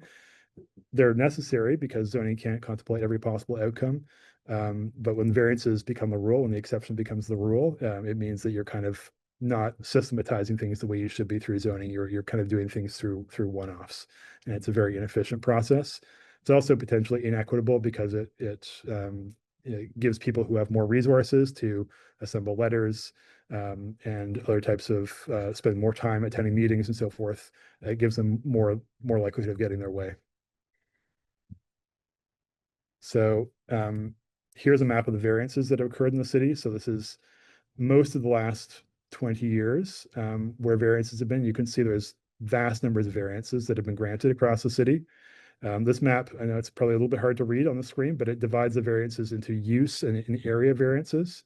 So use variances allow some kind of use that was not contemplated in the original code to happen, whereas area variances allow some sort of change to the built form. And you can see they've been occurring all across the city. There's a few clusters where, for various reasons, we can speculate there's been a higher number of variances than the average across the city. Types of use variances here. So we wanted to kind of look back and sort of see what kind of use variances people were giving out, the city was giving out, and why. Use variances are really only supposed to be granted out in cases of unnecessary hardship, which is a very narrow, technically very narrow window. They've been granted really widely in St. Louis for reasons that we understand, because the zoning code is essentially outdated and you've kind of had to grant additional uses to make things happen. But it's a risky kind of procedure to go into, because essentially you're allowing all kinds of potentially unwanted things to happen as well. Another aspect here are uses and adjacencies. So I've mentioned before the issue of inappropriate adjacencies beside each other. So here's a map that we put together. This is just an analysis looking at places where your residential zoning districts come up against industrial zoning districts. In the early history of zoning, this was sort of one of its original key purposes, was to protect sensitive uses like residences from potentially noxious things like industry. But we see in St. Louis that actually these things actually do kind of directly come up against each other in some places. And so the SLOOP, through its land use plan and neighborhood plans, have been looking at ways to try to separate these better. And as we look to eventually update the zoning map, we'll want to try and find ways to separate these better as well through zoning. You can see on this map here, there's a kind of an alignment between the railway systems and these issues, which is in some cases, sort of a natural thing. Railways are usually aligned with industrial uses, and they may have residences a little bit beyond that. But you can see here, there's a cluster of inappropriate adjacencies in North City that are really not related to the railway and don't really have any other particular explanation. These are, probably the top areas that we would want to look at, trying to close that, trying to remove those inappropriate adjacencies through zoning going forward. Gas stations, we know, are a huge issue in the city. Gas stations, people may be surprised to know, are not allowed by right in most zoning districts today.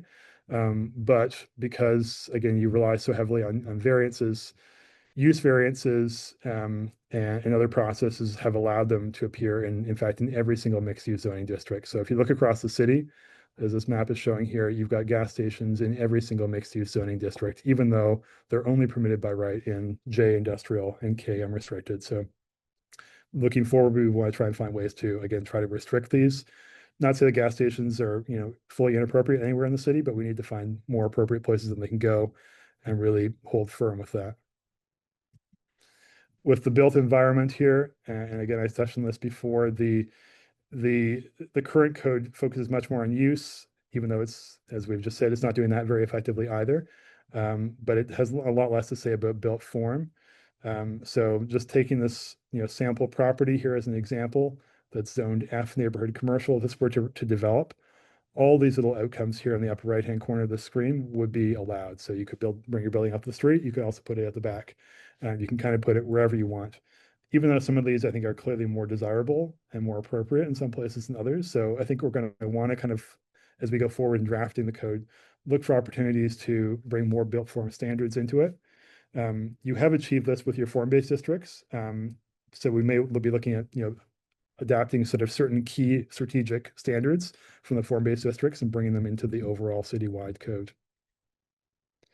However, one of the critiques of the form-based districts, I guess we could say, even though they do add all these additional form standards, in some cases they may be kind of taking things too far in the opposite direction and adding standards that can't be followed and that are generating additional variances. So the flip side of this is that if you look at the variance map that we showed earlier and we zoom into the 2 approved form-based districts, there's a huge concentration of variances within those areas, partly because some of their standards have proven to be very difficult or impossible to follow for developers.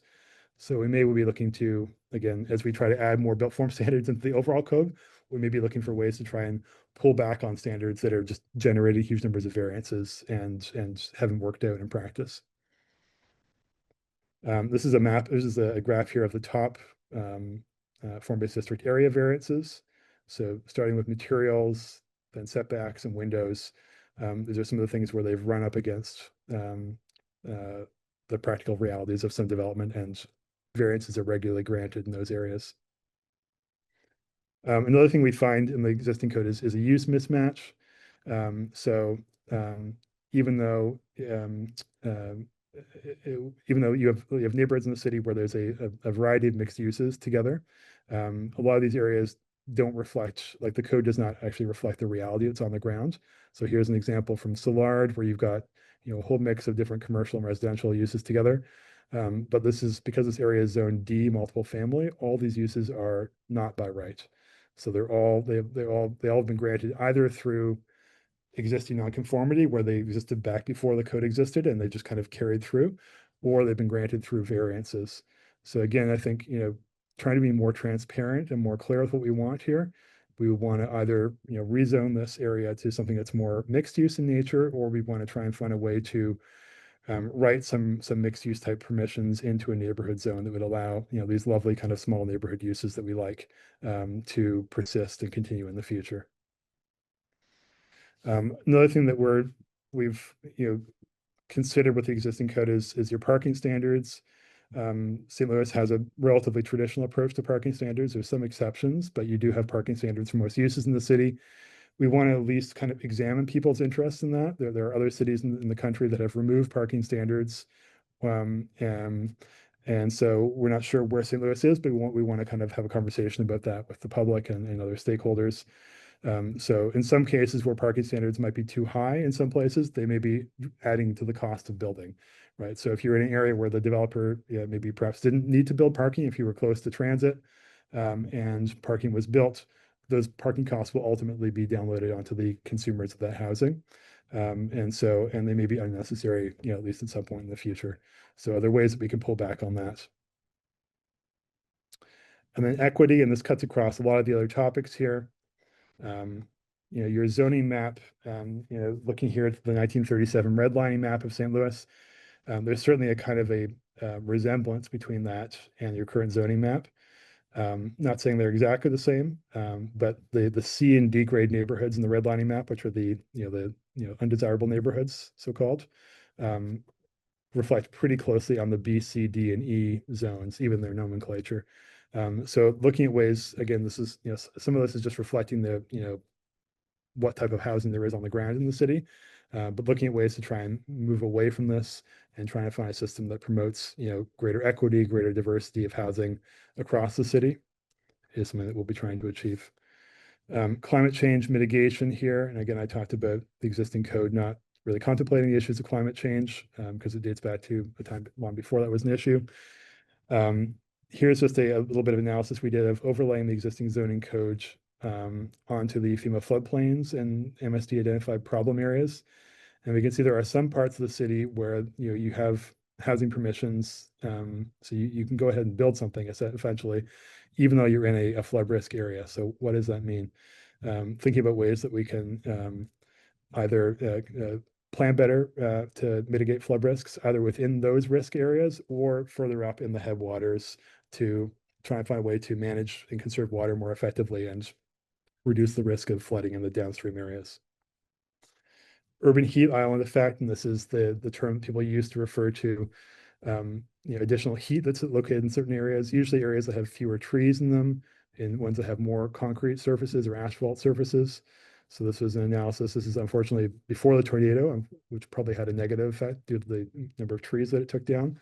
But you can see there are certain parts of the city where there's a disproportionate heat island effect. particularly places, again, where there's a lot of concrete, thinking, downtown, certain other industrial areas, shopping centers and so forth. So going forward, is there the possibility of introducing things like tree canopy standards or green space standards into the zoning code? And disaster response. So in the wake of the tornado this year, and we could look further back to flooding and other issues that happened before. The zoning code sometimes is a problem in the sense that it makes requirements that we don't want to necessarily have to have in place as we're trying to speed up the process to recover and take away, not have to deal with red tape during that process. There are other municipalities that have actually baked this into their zoning codes. They've actually written in a section for emergency provisions that says, when a disaster happens, you can effectively, press a button and authorize the lifting of certain regulations in certain parts of the city to help with that process. So this is an example here from Los Angeles. So we may be looking to something like that in the future. Obviously not in your existing code today. And then last one here, housing affordability. You have a large portion of your city taken up by single family and two family zones. Obviously, some of this is actually park space today, but still a substantial portion of the city has a limited permission for housing. Are there ways that we can push forward with that? And I think this is, following the guidance of the SLOOP to look for opportunities for more diverse housing types in some of these neighborhoods. Again, promoting things like ADUs, missing middle housing and so forth, which I think will have a positive impact on affordability. Here's another analysis here that shows that you've been getting most of your recent development since the year 2000 in multifamily dwelling areas. So you can see that that's kind of gone to those areas. But if you allowed some of those, small multifamily types of dwellings, townhouses and so forth, small apartments, again, some of the other missing middle house options, if you allowed that in the A and B areas of your current zoning system, you might be able to be getting more affordable housing in those areas as well. And so finally, recommended guiding principles. So this is just a quick summation of kind of what we've learned so far and what we think we should be doing going forward. We need to be better following the direction of the SLOOP. I think that's an obvious overarching goal. We need to look for a system that creates fewer variances. And obviously we'll be looking for different tools for doing that.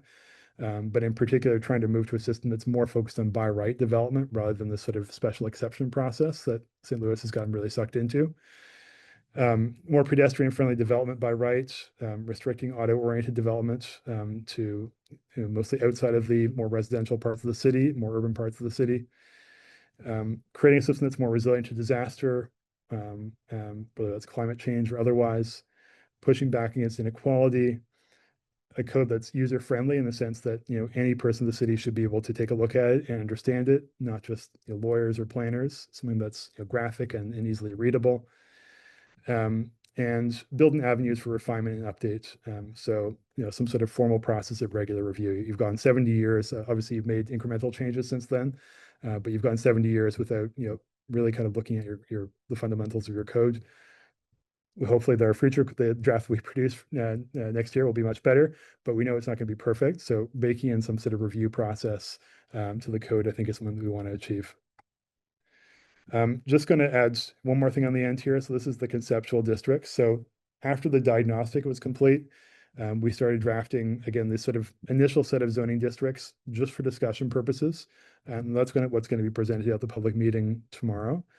And so these represent just the concept only. They're not a formal draft. They're really just to kind of generate feedback and ask questions. Each one of these districts is organized in terms of its relationship to the SLOOP land uses.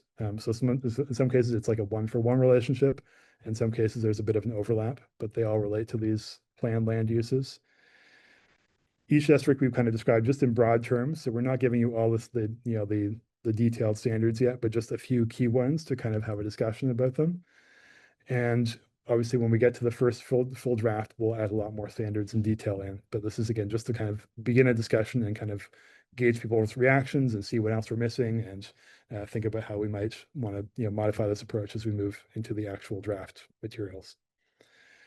This kind of complicated diagram here is the list of all the different draft or conceptual zoning districts across the top here. These are set up in these categories of neighborhood, commercial, industrial, campus, open space. And then floating districts, which are a little bit separate from all those. Those are ones that could be applied in different areas. And these relate, again, as you can see in these arrows here, to the land uses in the sloop across the bottom. So in some cases, like parks, it's basically just like a one-for-one thing for open spaces. And particularly when you get into commercial, there's a bit of kind of overlap, as you might see sort of some of the same, commercial mixed-use zones in a node or a corridor in certain cases. And generally, these are also divided into kind of a limited use and a mixed use option. So across these different conceptual zoning districts, there's one that's more mixed in terms of its nature, and one that's maybe more limited in areas of the city that are less intensive, or where there isn't a kind of a history of mixed uses. In terms of what we present here at the open houses, so the open house is going to be tomorrow from 4 to 7 at the O'Fallon Park Rec Complex. These are just a few examples of some of the boards here. So we're going to be actually throwing some photos together and having people answer some questions specific to each one of these districts in terms of what they think about, what their reactions are. Do they think that we're missing something? Do they think that some of these should be changed? What are their concerns going forward? So asking lots of questions about how people respond to them and where they want to see them applied. And I'm just going to give you kind of one kind of basic example here, or two basic examples from these two. So these are two different neighborhood mixed use conceptual districts. These are both 3 stories in height, and they reflect, again, these are closely aligned to the medium intensity neighborhood category in the sloop land uses.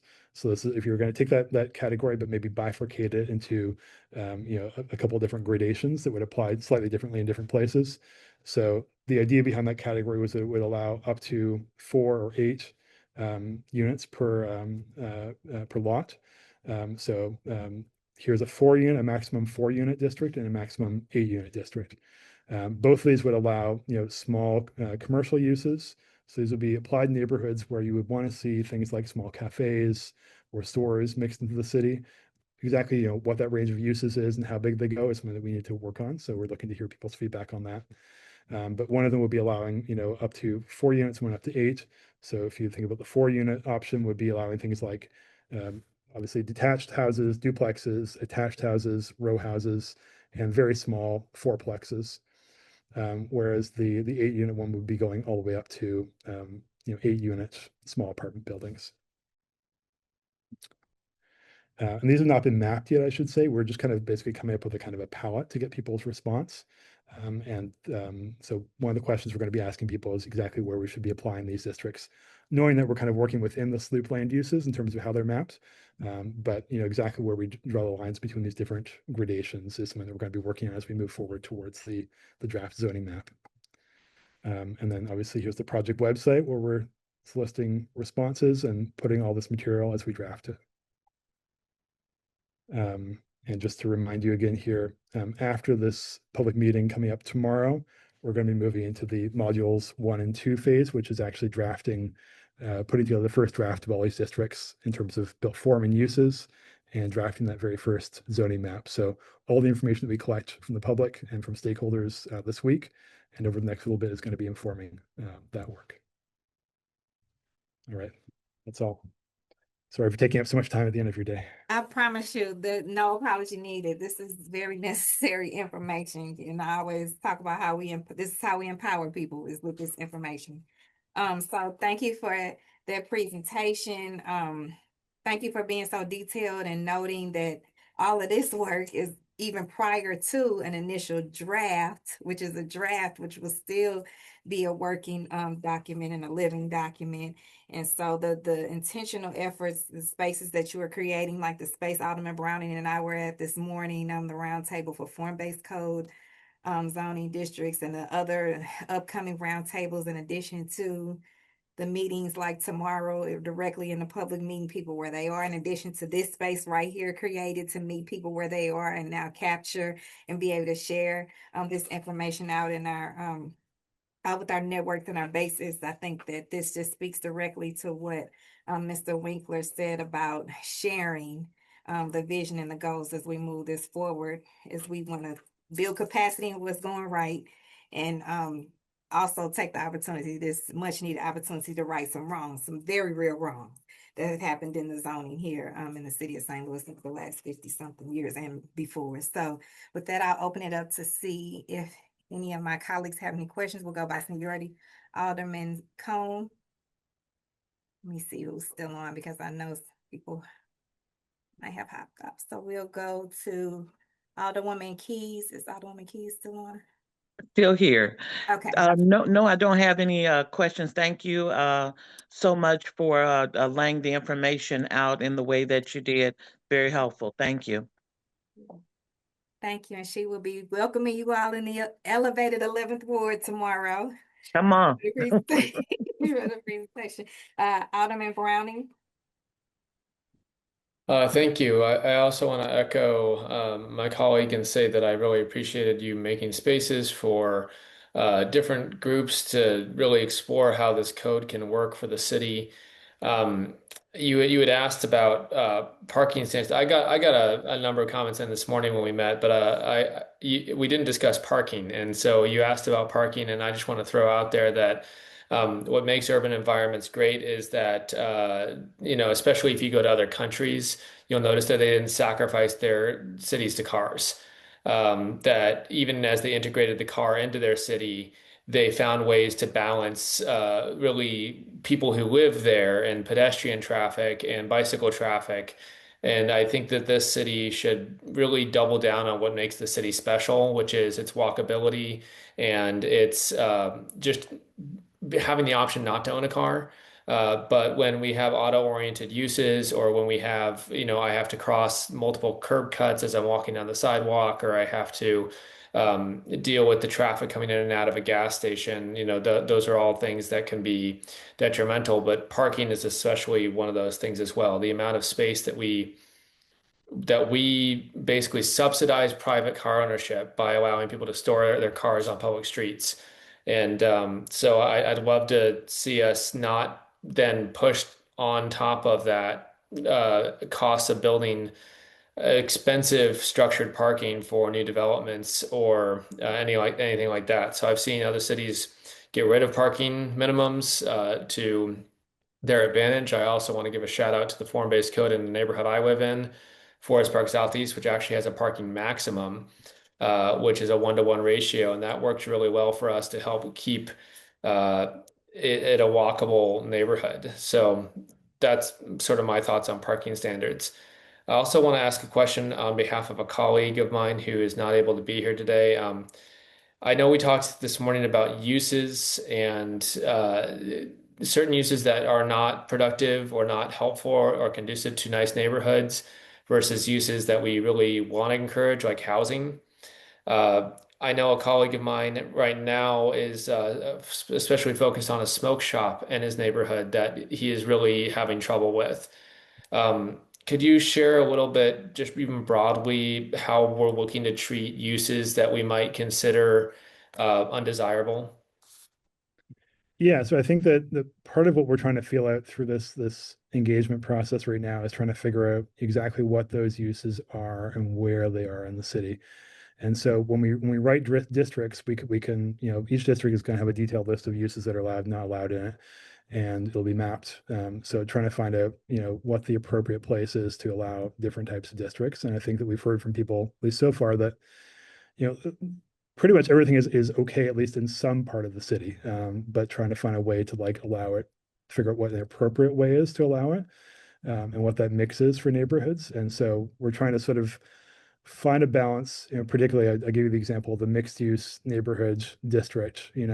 There's neighborhoods in the city that people, love the kind of mix of different uses and having, small coffee shops and restaurants and stores, within walking distance within their neighborhood. But there's other places where there's certain uses that are problems. So trying to understand, where we're going to map, mixed use neighborhood districts versus, there's the possibility of having, more limited use neighborhoods that will be, predominantly residential. And so, where those things get mapped and what that list of uses is something that, we want to figure out. So that's sort of the primary thing is using those districts and that mapping. And the same thing could apply even to commercial areas as well, too. There could be a commercial corridor that, restricts, there could be two different flavors of a commercial zone.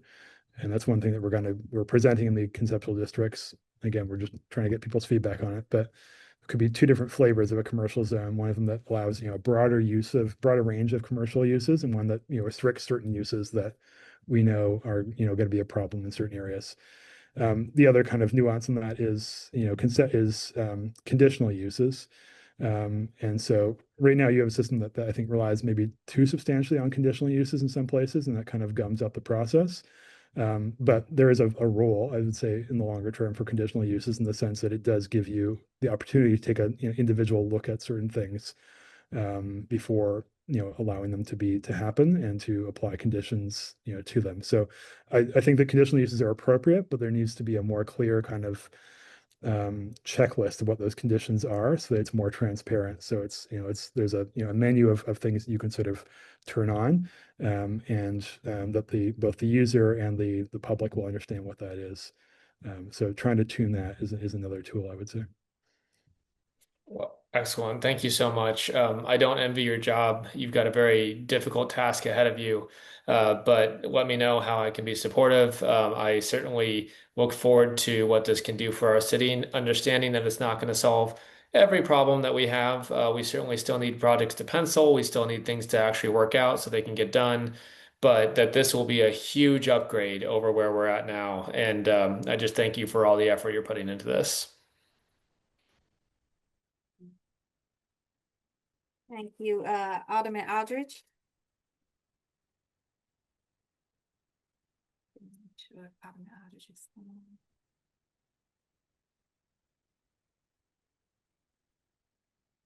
Okay, we can go to Vice Chair Sanye. I don't have any questions, but I do just appreciate all the hard work that you're doing. I've been able to get a lot of updates on this and stay up to date, and I'm just looking forward to this moving forward.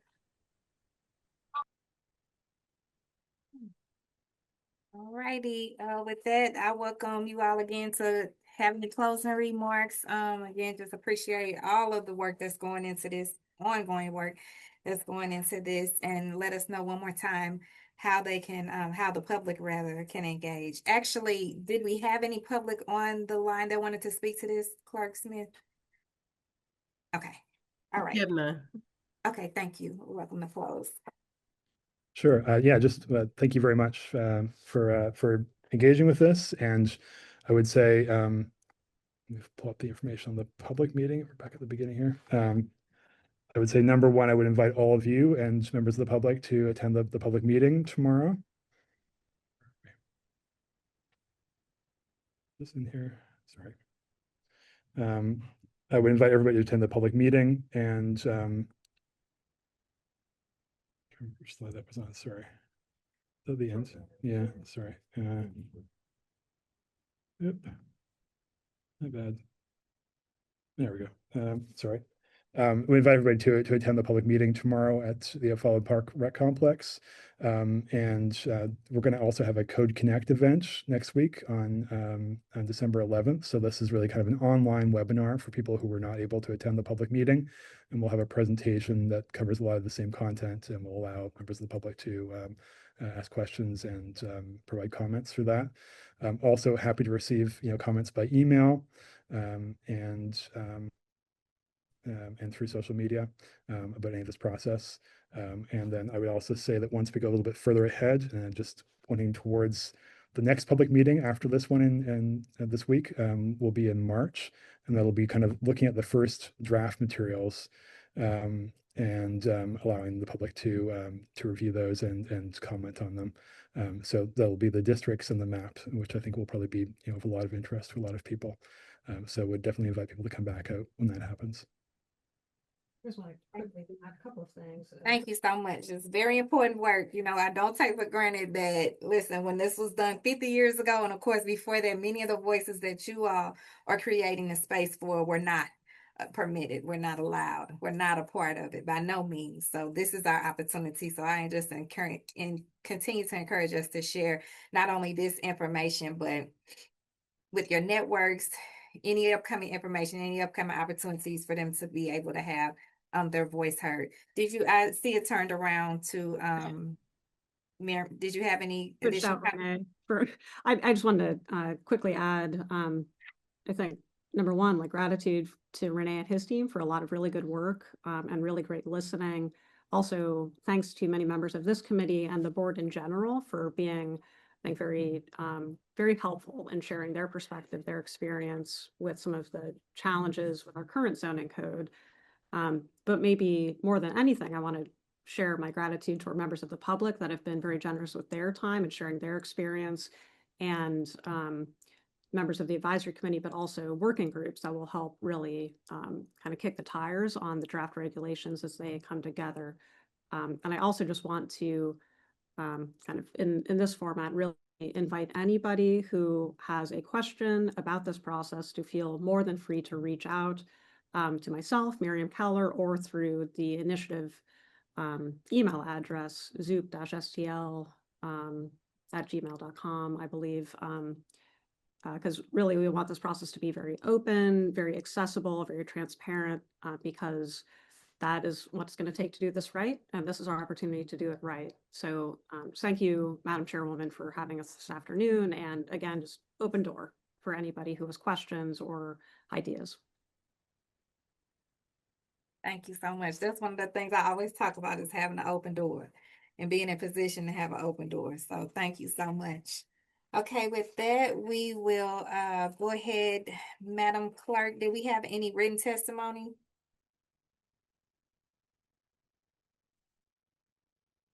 Let's see.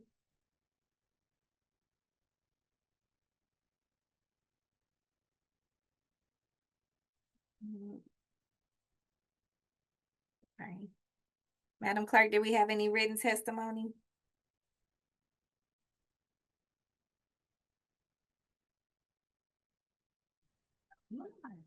I'm sorry. No, we have none.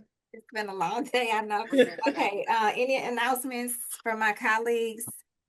I will echo the announcement that was made by the mayor's administration about if you have any streets that need to be either addressed or readdressed here as we move forward in this after the snow and after the weather, please get those directly to us or to the streets department through CSB. And again, you can go back to see the announcements of the upcoming meetings. I want to give out another thank you to STLTV for getting us through today, even through the challenges, and to the mayor's administration, of course, us here, our clerks who stood in so many gaps. I always do. We can't do it without them, and the department heads and everybody for their patience today. I mean, it might have seemed like a long meeting, but actually, you all, this has not been the longest meeting we've had. And this is very good information and the opportunity for us to share, inform, and empower our constituencies this way is immeasurable. So thank you. Thank you for the work you all did. With that, I'll excuse Alderwoman Slicer for necessary absence. I'll accept the motion, or I'll make the motion rather, to excuse Alderwoman Slicer for necessary absence. Second. All in favor? Aye. Aye. Aye. Okay, and then with that, I'll accept the motion to adjourn. Did you need me to? I made the motion. Vice Chair Sanye made the second, and we all in favor on excusing Alderwoman Slicer. And then I will make the motion that we adjourn. Second. Second. Made by Previous me. row. Made by me, seconded by Alderwoman Keys with a call for previous row. We are adjourned. Everyone be safe. Have a blessed night.